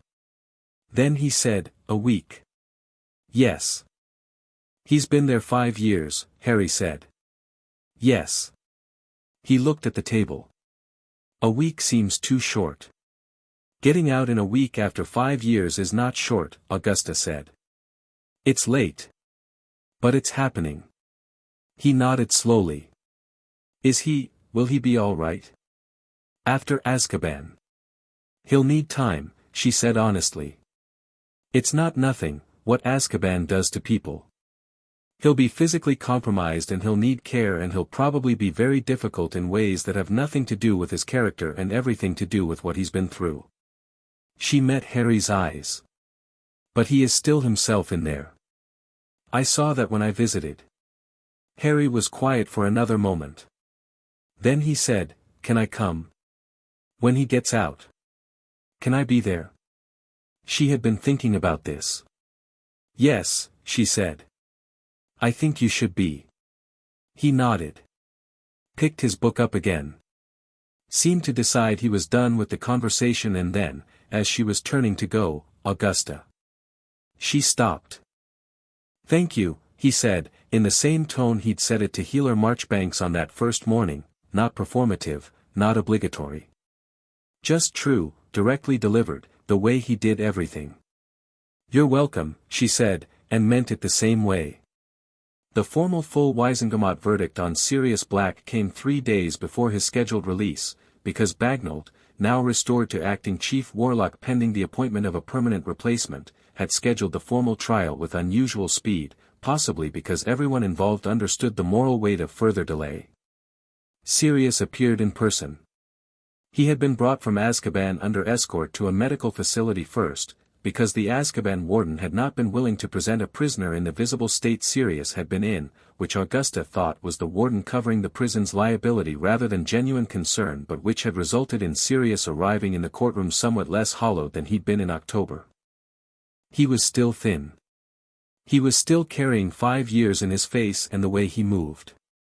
But he stood in the witness chair with a quality that Augusta recognized from her visit, something that was still itself despite everything, the core of the man intact under the damage. She had prepared him with Remus. They'd met twice at a ministry holding facility in the weeks leading up to the hearing, under supervised conditions, and the meeting of the two of them after 5 years was something Augusta had not been present for because it did not need her presence and she knew it. Remus had told her afterward only that it had been very loud in the first few minutes and then very quiet, which she thought was probably exactly right. The trial was 2 hours.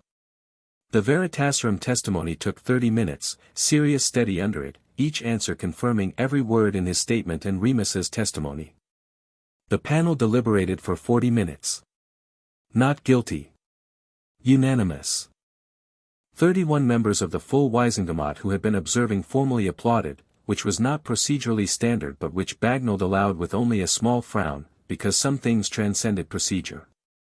Sirius sat in the witness chair and looked at the room for a moment as though he wasn't entirely sure it was real.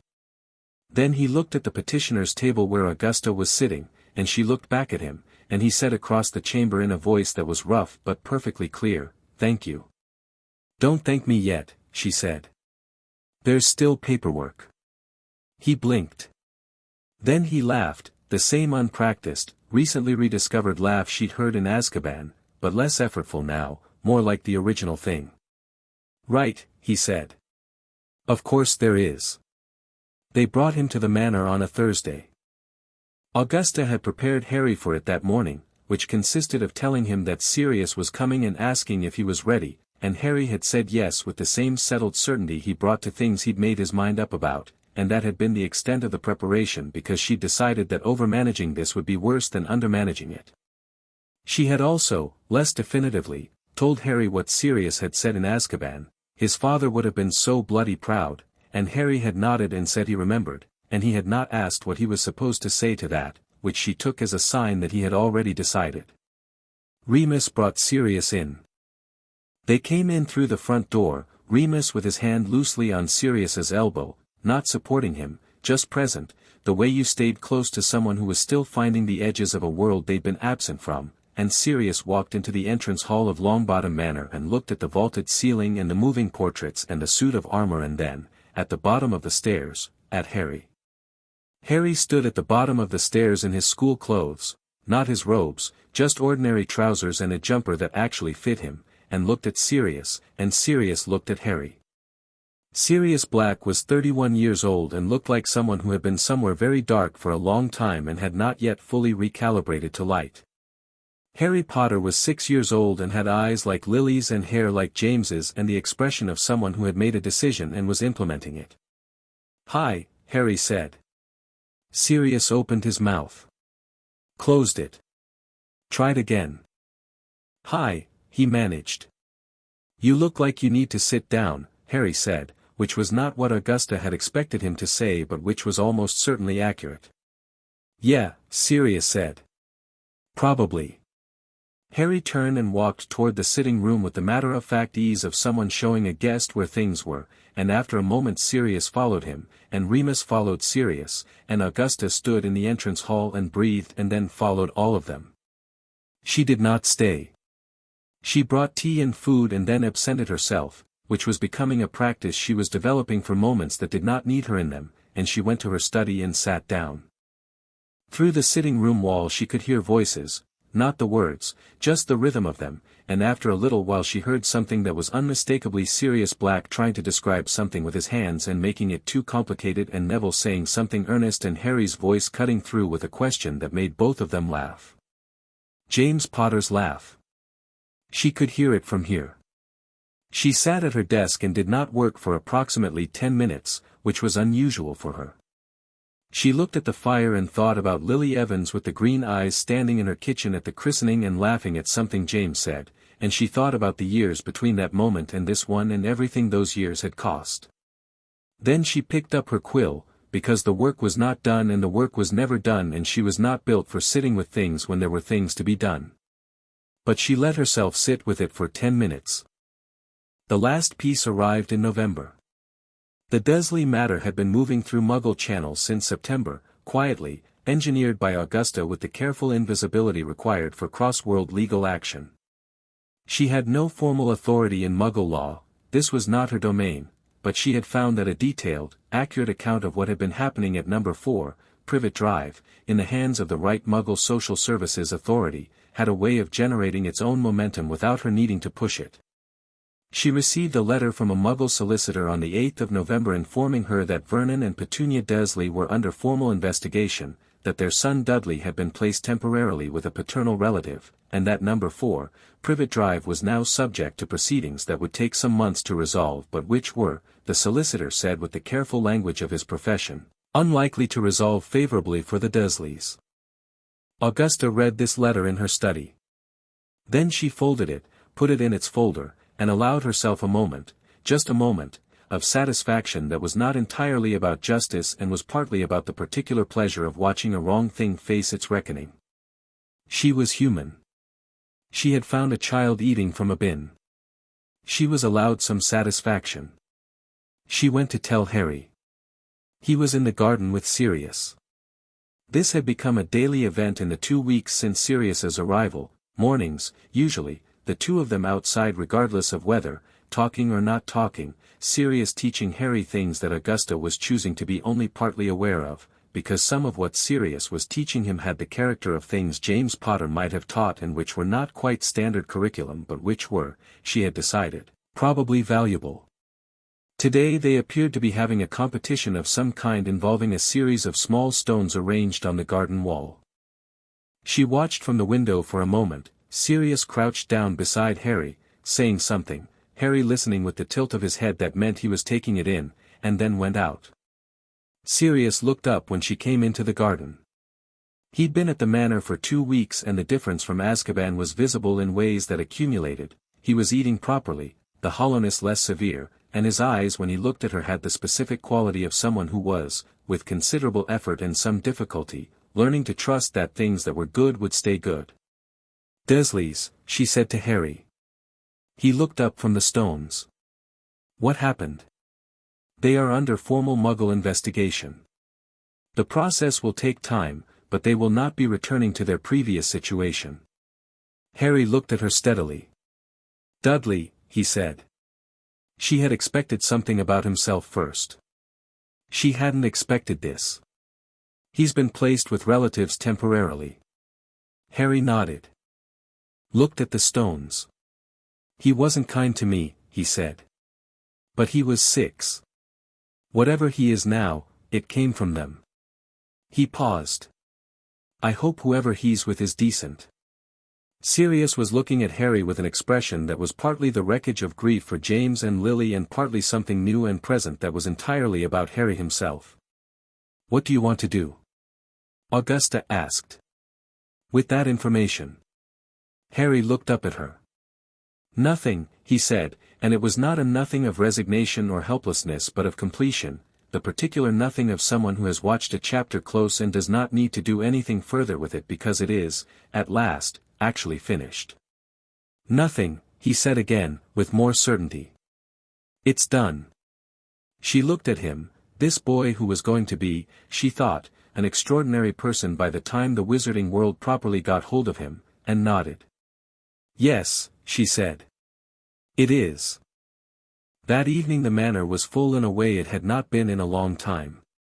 Remus had stayed for supper, he was staying increasingly often, and Augusta had a room made up for him without making a production of it because he needed somewhere to be and the manor could accommodate that. Sirius was on better form than he'd been all week, something having shifted in him after Harry had shown him the wandless leaf suspension that morning, which Sirius had greeted with exactly the combination of amazement and competitive instinct that Augusta suspected James Potter would have shown.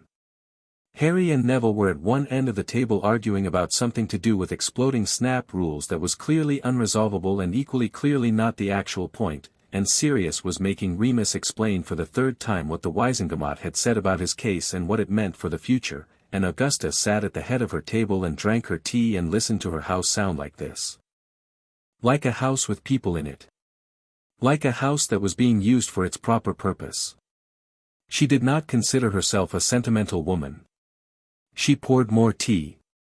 Chapter 8, After the gavel. 6 months after the hearing, Augusta Longbottom turned 68 in the manor's kitchen, discovered this fact at breakfast when Neville produced a lopsided cake he had apparently baked at 5 in the morning with Wilkie's assistance, and spent the morning in the uncomplicated warmth of a house that had figured out, somewhere along the way, how to be genuinely alive. The cake was chocolate. It had "Happy Birthday Augusta" written on it in green icing that had gone slightly sideways toward the end, which Neville explained was because he'd run out of room and had to compress the last 3 letters. Harry, sitting across from him, said the compression had improved the aesthetic, which was not true but which he said with such perfect straightforwardness that Neville accepted it entirely. Sirius had contributed a card that was mostly a drawing of a flobberworm in Wizengamot robes with the caption "You, but accurate." It was the funniest card she had received in 20 years. She put it on the mantelpiece. Remus had brought flowers and a book, a first edition of something she'd mentioned wanting 3 months ago and had forgotten she'd mentioned, which meant he'd been paying attention and had a good memory, both of which she'd expected from him. He'd also brought himself, which was the more significant contribution, because Remus Lupin being present somewhere voluntarily and without the visible effort it had cost him when he'd first arrived was a development she tracked quietly and with considerable satisfaction. The morning was April, properly spring, the kind that England produced rarely and reluctantly and which felt, when it came, like something genuinely given rather than just occurring. The garden was ridiculous with it. Neville had been doing things out there since February, planting with the focus of someone who had discovered their actual language and was speaking it as fast as possible, and the results were beginning to be visible in a way that made the garden look intentional rather than merely maintained. Harry was at the kitchen window looking at it, his hands around a mug of tea. He'd started having tea instead of hot chocolate 3 weeks ago, a development Sirius had observed with theatrical devastation and which Harry had received with the expression of someone who had made an independent decision about beverages and was entirely comfortable with it. "We're getting Neville a proper herbology kit," Harry said, not turning from the window. "For his birthday. I've been looking at the catalogue." "His birthday is in July," Augusta said. "I know. I'm planning ahead." He did turn now, and the look on his face was the one she'd been watching develop over 6 months, not the careful neutral she'd found in the alley, not the watchful defense of a child who had learned that the world required constant assessment. Something easier. Still observant, still precise, but underneath it a quality that had not been there before, which was the quiet ease of someone who lived somewhere that was theirs. "That's very thoughtful," she said. "Neville cried when his dirigible plum seedlings came up," Harry said. "He tried to make it look like he wasn't, but he was. He should have proper tools." Sirius, from the other side of the table, was regarding Harry with the expression he wore when he was caught between finding something extremely funny and being moved by it, which was an expression he wore fairly often around Harry. "You know," he said to no one in particular, "James would have planned the gift 3 months in advance and then forgotten to order it until the day before." "Then it's good it's me planning it," Harry said pleasantly, and went back to his tea. The morning's post brought 3 things of significance.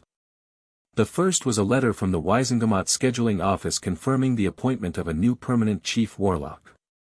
It was Griselda Marchbanks who had accepted the position, according to a note from Griselda herself that arrived alongside the official letter, with reluctance and considerable conditions, the most significant of which was a full review of emergency powers legislation within her first year in the role. Augusta read Griselda's note twice and then wrote back immediately saying she was delighted, which was true, and that the conditions sounded entirely reasonable, which was also true. The second was a letter from Lavinia Ogden. Lavinia had been seeing Harry weekly for 4 months now, and she sent Augusta brief summaries after each session, not detailed, nothing that violated Harry's privacy, just the broad assessments that Augusta as guardian needed to have. This letter was different from the summaries. It was longer, more considered, and it said, among other things, that Harry was making progress that Lavinia described as genuine and structurally sound rather than performative, which was her way of saying that the changes in Harry were real changes rather than a child learning to perform wellness for adults who wanted to see it. The specific thing Lavinia wanted to report was that in their previous session Harry had, for the first time, talked about the cupboard not as information to be filed and processed but as something that had happened to him that he was angry about. He had said, according to Lavinia, in the flat precise tone he used for everything, "I've been thinking about the cupboard. I think I've been thinking about it like it was just a fact. But it wasn't a fact. It was something they did to me." And then he had sat with that for a while and said, "I think I'm quite angry about it, actually." Lavinia's letter noted that this was, in her clinical opinion, a very healthy development, and that the ability to distinguish between facts about the world and things that had been done to him specifically was a significant step in understanding himself as a person with the right to have been treated differently. Augusta read this in her study and sat for a moment, and then she wrote to Lavinia and said, "Good." The third letter was from Dumbledore. This had been the fourth letter he'd written since October. She had answered the first three briefly and professionally, acknowledging receipt, noting the progress of proceedings where relevant, not engaging with the personal portions. This one was different in tone from its predecessors, and she read it carefully. He was not, he wrote, going to keep writing if she found it unwelcome. He respected her position entirely and he was not trying to circumvent her guardianship or re-establish influence over Harry's situation. He was writing because he had been doing something he had perhaps not done enough of in a long life, which was sitting with the consequences of his decisions and trying to understand them fully. He was finding it, he wrote, considerably less comfortable than being certain had been. He thought she should know that the Ministry review of wartime incarcerations that the panel had recommended was proceeding, and that he had offered his personal cooperation to that review, his records, his memories, everything the Ministry needed. He did not think this made anything right. He thought it was simply what he owed. He said, at the end, "I remain uncertain whether Harry will ever wish to meet me, and I have decided that uncertainty is mine to sit with rather than his to resolve. I hope he is well." Augusta read this twice. Then she did something she had not done in any of the previous 3 letters, which was turn it over and write on the back. "He is well. He is growing and learning and he is, in my considered opinion, going to be more than either of us can currently predict. You are correct to sit with your uncertainty. He will decide, when he is ready, and I will not influence that decision in either direction. I am glad the review is proceeding. A.L."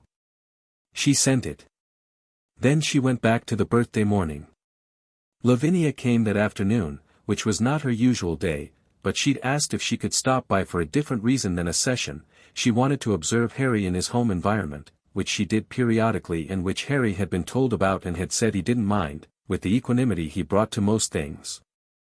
She found him in the sitting room with Sirius, which had become one of the room's primary functions. The two of them took it over regularly for conversations that ranged, as far as Augusta could tell from passing proximity, from the technical details of Animagus transformation theory, which Sirius had undertaken to explain in full, to the qualities of various Quidditch broom models, to questions about James and Lily that Harry asked with increasing directness and Sirius answered with increasing ease, as though both of them were learning, in parallel, how to hold the weight of the same people.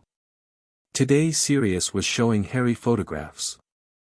He had brought them from the Black family vault, the ones he'd kept from before, James and Lily's wedding, various order meetings, Godric's Hollow at Christmas, and he had them arranged on the low table and was sitting on the floor with Harry beside him while they went through them, Sirius narrating each one with the quality of someone who had been carrying these stories alone for a long time and was experiencing the particular relief of being able to tell them to the right person. Lavinia sat in the doorway for a few minutes, watching without entering. Harry had a photograph in his hands, one of James and Lily, laughing at something off camera, James's arm around her shoulders, Lily's hair catching the light. He was looking at it with the focused attention he gave everything but something else underneath it, something that was not detached and not processed and was simply the look of a child looking at his parents. "She looks like she's telling him off about something," Harry said. Sirius leaned over. "She is," he said. He'd just done something monumentally stupid with a switching spell and 3 of McGonagall's inkwells and she's congratulating him on having outdone himself. A pause. He was laughing because she was right. Harry looked at the photograph. "She doesn't look angry." "She wasn't really angry," Sirius said. "She was, you know how some people's love looks like exasperation. That was how Lily's looked, with James. All the exasperation was love." Harry looked at this for a moment. Then he said, "That seems like a complicated way to love someone." "It was a complicated love," Sirius said. "They were complicated people. They just also happened to be exactly right for each other, which meant the complication worked." Harry set the photograph down carefully. "I look like him," he said. "Not a question. Not really about the photograph anymore." "You do," Sirius said. "In the face. But you move like her." She was economical with herself, Lily. She didn't waste gestures. "You're the same." Harry absorbed this with the quality Augusta had come to think of as his deepest mode, not filing it, not processing it intellectually, just receiving it into himself, letting it settle where it was going to settle, becoming part of the picture he was building of who he was and where he'd come from. Lavinia came away from the doorway quietly. She found Augusta in the study and sat down and said, without preamble, "He's going to be fine." "I know," Augusta said. "I mean specifically fine," Lavinia said. "Not managed fine or functional fine. Actually fine. He is integrating the experience of what happened to him into a self that is strong enough to hold it without being defined by it, which is the best possible outcome and one that doesn't always happen even with the best support." She paused. "You should know that." Augusta looked at her. "It's him," she said. "Not me." "It's both," Lavinia said firmly. "The structure you've built here, the consistency, the honesty, the room to be himself, that's not nothing. You don't get to disclaim it." Augusta picked up her quill and very slightly changed the subject by asking about the therapeutic approach for the next few months, because she was not going to sit in her study being praised for doing what was obviously necessary. But she was aware, as she asked the question, of something in her chest that was warm in a way that had nothing to do with the fire. Sirius had been at the manor for 2 months and was showing increasing signs of becoming permanent, which Augusta had anticipated and had prepared for structurally if not entirely emotionally.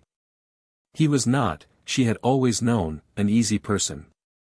He was 31 and had been in Azkaban for 5 years and before that had been a young man of considerable natural chaos who had never fully learned the distinction between adventure and disaster, and who was now trying to reconstruct himself in a world that had moved on without him. He woke some nights shouting, which she could hear through the manor's walls and which Harry, whose room was 2 doors down, absolutely heard and absolutely did not mention to Sirius directly, choosing instead to be casually proximate on mornings after the difficult nights, appearing in the kitchen with an expression of perfect ordinariness and asking Sirius if he wanted tea with the tone of someone for whom this was simply the next obvious thing. Sirius did not remark on this either. They had a mutual, unmarked agreement to simply be present without making the presence into a declaration, and Augusta thought this was probably one of the healthier things she'd seen either of them do. He was also, despite everything, working. Amelia had opened a quiet conversation about the possibility of reinstating his Auror qualifications, which technically were still valid and which his acquittal removed all formal obstacles to. Sirius had received this information with the wariness of someone who had learned not to trust institutions, followed 2 days later by the cautious interest of someone who remembered what he'd been before Azkaban and was tentatively revisiting the question of whether that person was still available. He'd also started helping with Harry's lessons in an unofficial capacity, which had emerged naturally from the afternoons in the sitting room and which Augusta was allowing because what Sirius was teaching Harry was not what she was teaching Harry and the difference was useful. She was teaching him foundations and structure and the theory of how magic worked. Sirius was teaching him the instinctive, physical, embodied relationship with magic that came from someone who had grown up in it and then lived inside it for 20 years, who knew how it felt in his hands and his feet and the middle of his chest, who could describe the sensation of a Patronus or a shield charm from the inside rather than from the textbook. The result, in Harry, was magic that was both precise and alive, which was the combination that produced genuinely formidable wizards, and which was not, in Augusta's experience, common. She observed a lesson in the second week of April and stood at the garden's edge while Sirius ran Harry through a set of exercises that were ostensibly defensive theory and were actually much more sophisticated than their informal appearance suggested. Harry was working on expanding his shield charms from reactive to proactive, casting them before a threat rather than in response to one, which required a different kind of awareness. "Feel where the air is," Sirius was saying, circling Harry at a distance. "Not watching me, feeling. There's a difference." Harry had his eyes closed. He was standing loose and easy in the garden, not the tense watchfulness that had been his default posture 6 months ago but something settled, grounded, the posture of someone who felt safe where they were standing. Sirius moved quickly to the left and sent a mild testing charm without announcing it, and the shield went up so fast and so cleanly that the charm deflected without Harry's posture changing at all, just the silver shimmer materializing and dissolving like a breath. "Good," Sirius said. "Again. 3 more times, from different angles and at different intervals." Each time the shield went up without hurry, without drama, simply present when it was needed. Sirius stopped circling. "Now," he said. "Both of us at once." He looked at Augusta, who had been leaning on her cane at the garden's edge and who raised an eyebrow. Sirius grinned at her, the grin that was James's grin 1 generation removed, reckless and intelligent and entirely certain of itself, and she considered for a moment and then stepped into the garden. She and Sirius moved to opposite sides of Harry. Harry opened his eyes. "I know what you're doing," he said. "Then you're already ahead of most adults," Sirius said. Harry looked at each of them, and his expression was the thing Augusta had been watching build over 6 months, not anxiety, not the wary calculation of threat assessment, but something that was almost playful, the expression of someone who was enjoying the challenge rather than surviving it. The shield that went up when they both sent testing charms simultaneously was not 1 shield but 2, overlapping cleanly, covering both angles at once. Augusta's charm deflected left. Sirius's deflected right. Harry looked at his hands afterward with the specific expression of someone who has surprised themselves with their own capability, which was one of the best expressions Augusta knew. "Ha," he said. "Yeah," Sirius said. "Ha." Augusta said nothing. She went back to the garden's edge and did not bother hiding that she was pleased, because she had decided some time ago that pretending not to be pleased when she was pleased was a waste of the expression. Neville's progress was quieter and more internal than Harry's, which meant it was also, Augusta thought, the progress that required more attention to see properly.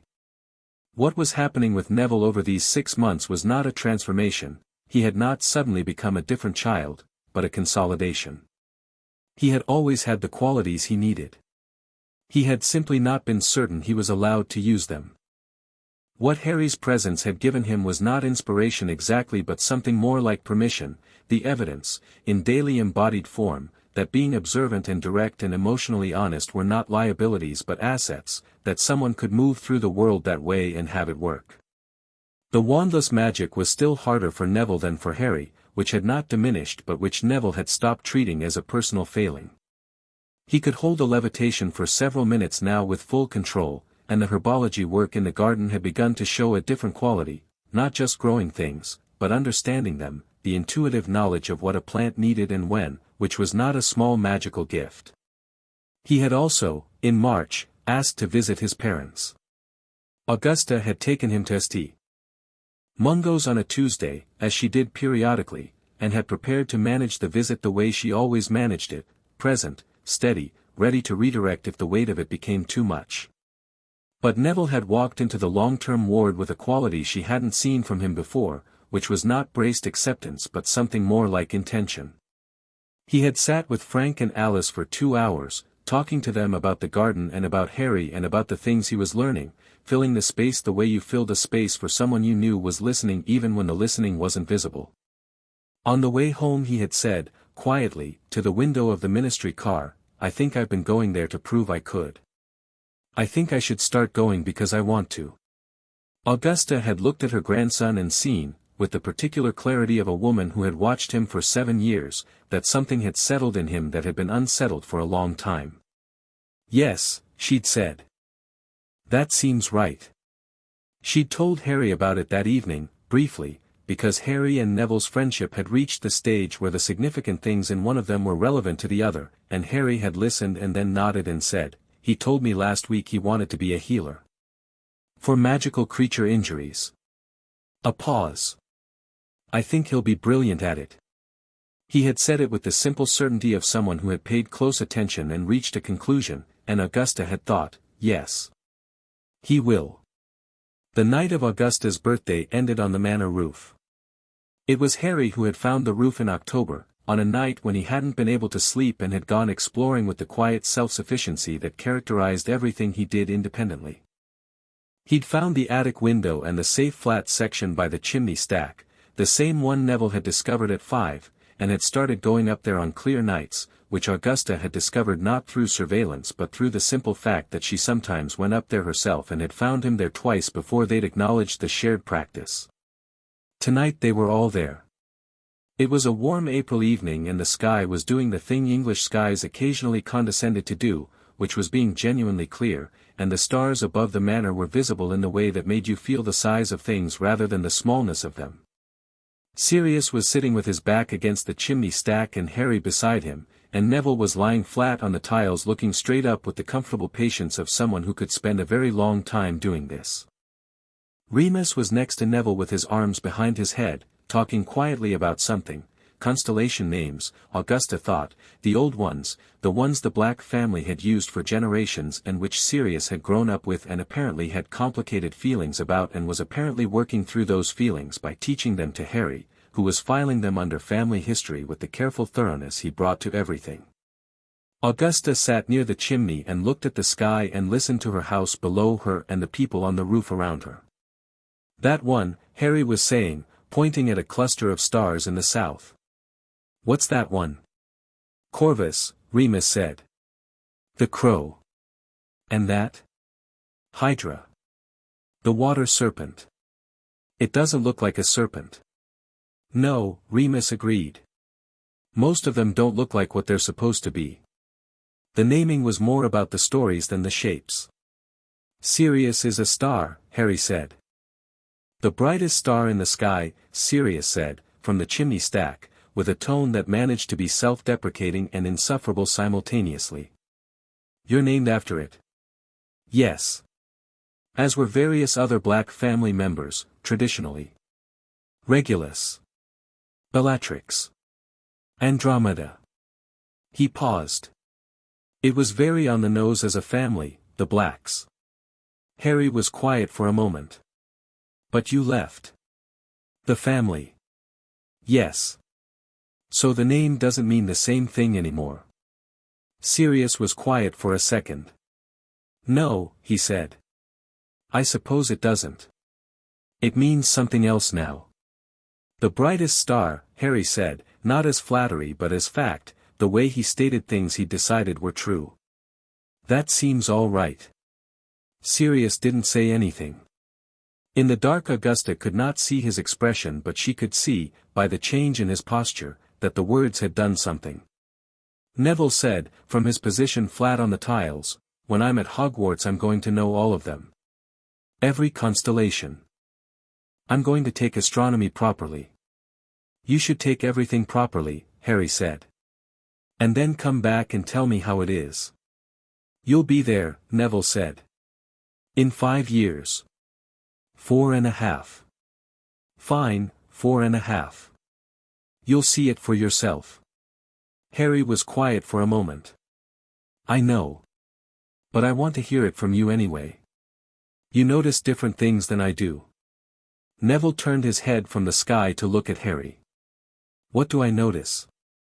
The texture of things. I notice how they work. You notice how they feel.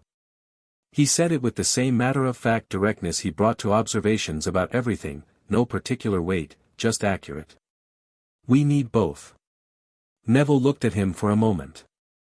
Then he went back to looking at the sky with the small private expression of someone who had been told something true about themselves and was keeping it somewhere safe.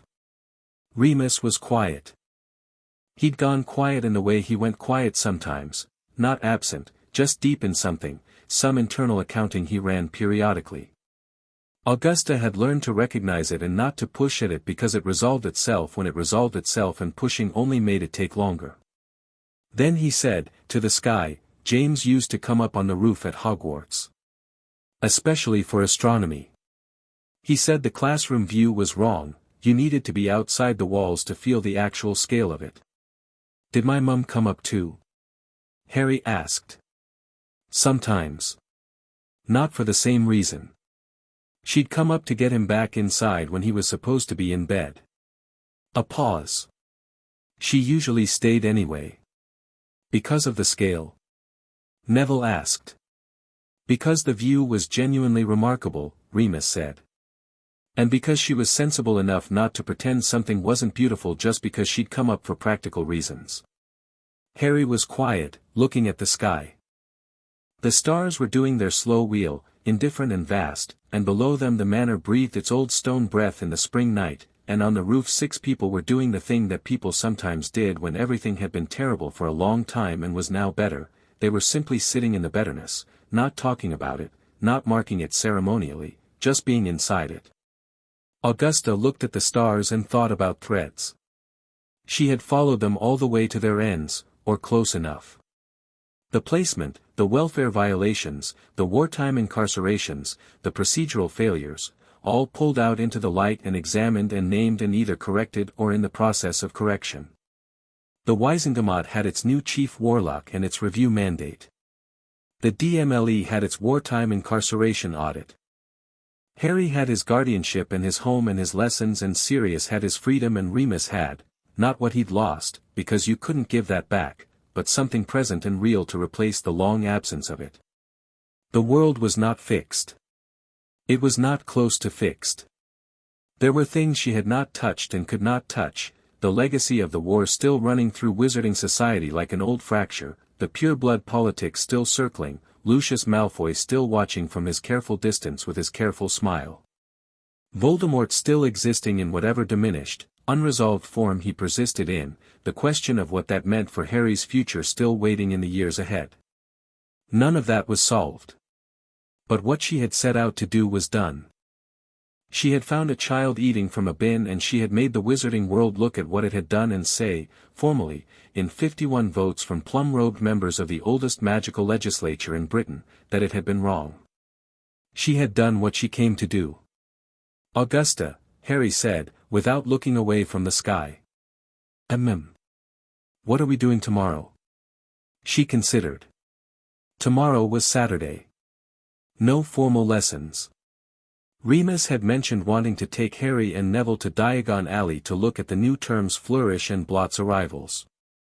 Sirius had mentioned, less specifically, wanting to look at brooms, which she was going to manage carefully because she was not introducing broom ambitions at age 6 regardless of what Sirius thought about it. Whatever needs doing, she said. Nothing needs doing specifically, Harry said. I meant, what do we do when nothing needs doing? I'm still working that out.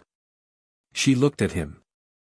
He'd turned from the stars and was looking at her with genuine curiosity, no urgency or anxiety in it, just the question of a child who was figuring out, for the first time, what life looked like when it wasn't shaped by survival. You'll figure it out, she said. It takes practice. How long did it take you? She thought about this seriously, because he asked things seriously. Longer than it should have, she said. I was stubborn about it. You're still stubborn about it, Sirius said, from the chimney stack. Sirius, she said. Just being accurate, he said, entirely unabashed. Harry almost smiled. She could see it even in the dark, the slight change at the corners of his mouth, the thing that had been happening more often and lasting longer each time, the smile that was becoming less a surprise and more a feature, something she was beginning to see as simply part of his face rather than a rare visitor to it. I'm not in a hurry, Harry said. I've got time. He had said this before, in different forms, the simple, present-tense awareness of time as something he had now rather than something he was running out of. It was new in him, and she noted it every time he expressed it because it was one of the clearest signs of what Lavinia called structural recovery, the change from a scarcity orientation to an abundance one, the understanding at the body level, not just the mind, that things like time and food and safety were not about to be withdrawn. Yes, she said. You do. He turned back to the stars. Neville said, Remus, what's that one? The bright one, near the south. Remus said, that's Arcturus.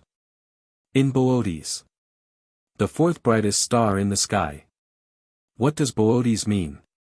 Herdsman, Remus said. The one who tends the bears, Ursa Major and Ursa Minor, the constellations near it. A herdsman, Neville said, tasting the word. That's quite a good one. It is, Remus agreed. Sirius said, quietly, not quite to anyone, James would have loved this. Nobody answered. Nobody needed to. The statement sat in the warm night air among them and was received the way true things were received when they were said aloud without a context other than their own truth, not with comfort or correction or redirection, just with the simple acknowledgement of people who understood exactly what was meant and who it cost to say it.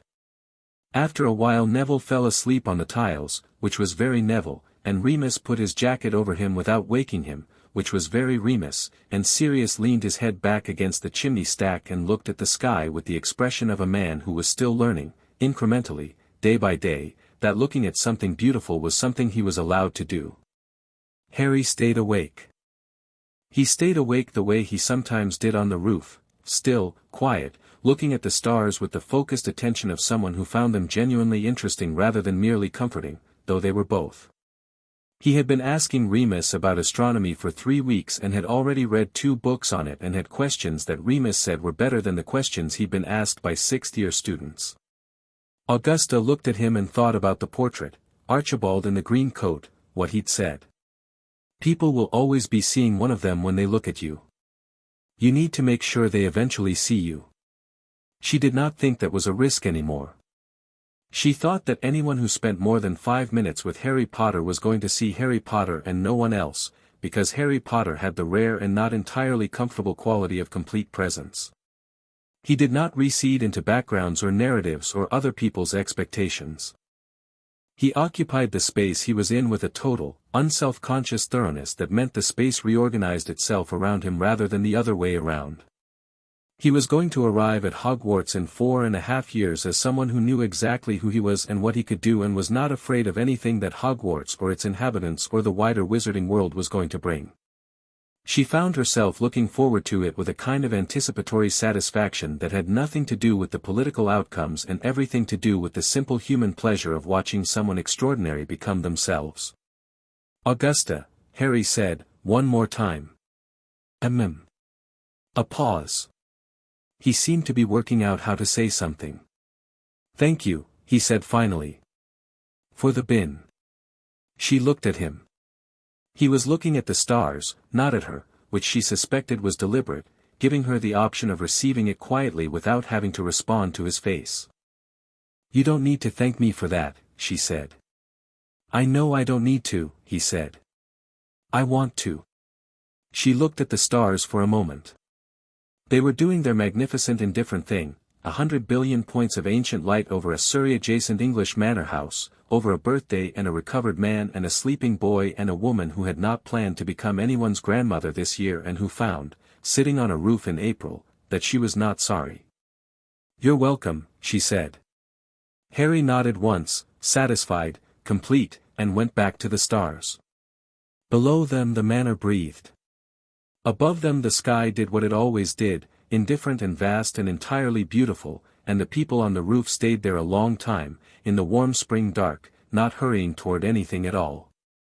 Across the city, in an office in the ministry that no longer had the chief warlock seal on it, Albus Dumbledore sat with an old photograph of a red-haired woman laughing at something off camera, and he sat with what he'd done and what it had cost and what sitting with it actually felt like from the inside rather than from the comfortable distance of certainty. He thought about the boy on the roof, though he didn't know he was on the roof, and he thought about Augusta Longbottom's note, "He is going to be more than either of us can currently predict." He thought she was probably right. He thought he was glad someone had found him. He thought about the word someone, and what it meant that it had taken this long, and what it said about the systems he'd built and trusted and never examined, and he sat with that too, the full weight of it, without moving away from it. There was no comfortable conclusion to sit with. There was just the work of understanding it, which was the only honest thing left to do. He went back to the photograph. Lily Evans laughing at something James had done. Her eyes, green, that specific shade that was in every description of Harry Potter the Wizarding World had produced in the years since Godric's Hollow, bright and clear and completely alive. "He is growing," Augusta had written. "He is learning." Good, Dumbledore thought, and meant it simply, without strategy or planning, just the word in its honest form. Good. On the roof of Longbottom Manor, Harry Potter lay back on the tiles, looked up at the vast turning wheel of stars, and was not afraid of anything. Not the year he'd had. Not the 4.5 years ahead of him. Not the school and the people and the politics and the history and the name that preceded him into every room. Not any of it. He looked at the stars the way you looked at things that were too large to encompass but which you looked at anyway, because looking was the honest response to something that deserved your attention, and he breathed the spring night air, and beside him Sirius was looking at the same sky, and above them all the stars were as old as anything and did not care about any of it, and that was, Harry thought, the most honest and useful thing about them. He was 7 years old in 2 months. He had time. He had an unreasonable amount of time, and a manor house, and a grandmother who was not sentimental but who had held his hand in a Surrey alley and had not let go of any of it since, and a godfather learning to be in the world again, and a man who smelled faintly of old books who had told him things about his parents that were real, and a best friend who cried at plum seedlings and was going to be extraordinary at something that mattered. He had enough. He had, it turned out, more than enough. He looked at the stars and he was not afraid of anything, and the world below him was imperfect and difficult and full of people who would need managing and situations that would need confronting and injustices that would need someone willing to pull the thread, and all of that was true and none of it frightened him. He was Harry Potter, and he was 7 years old, and he was beginning.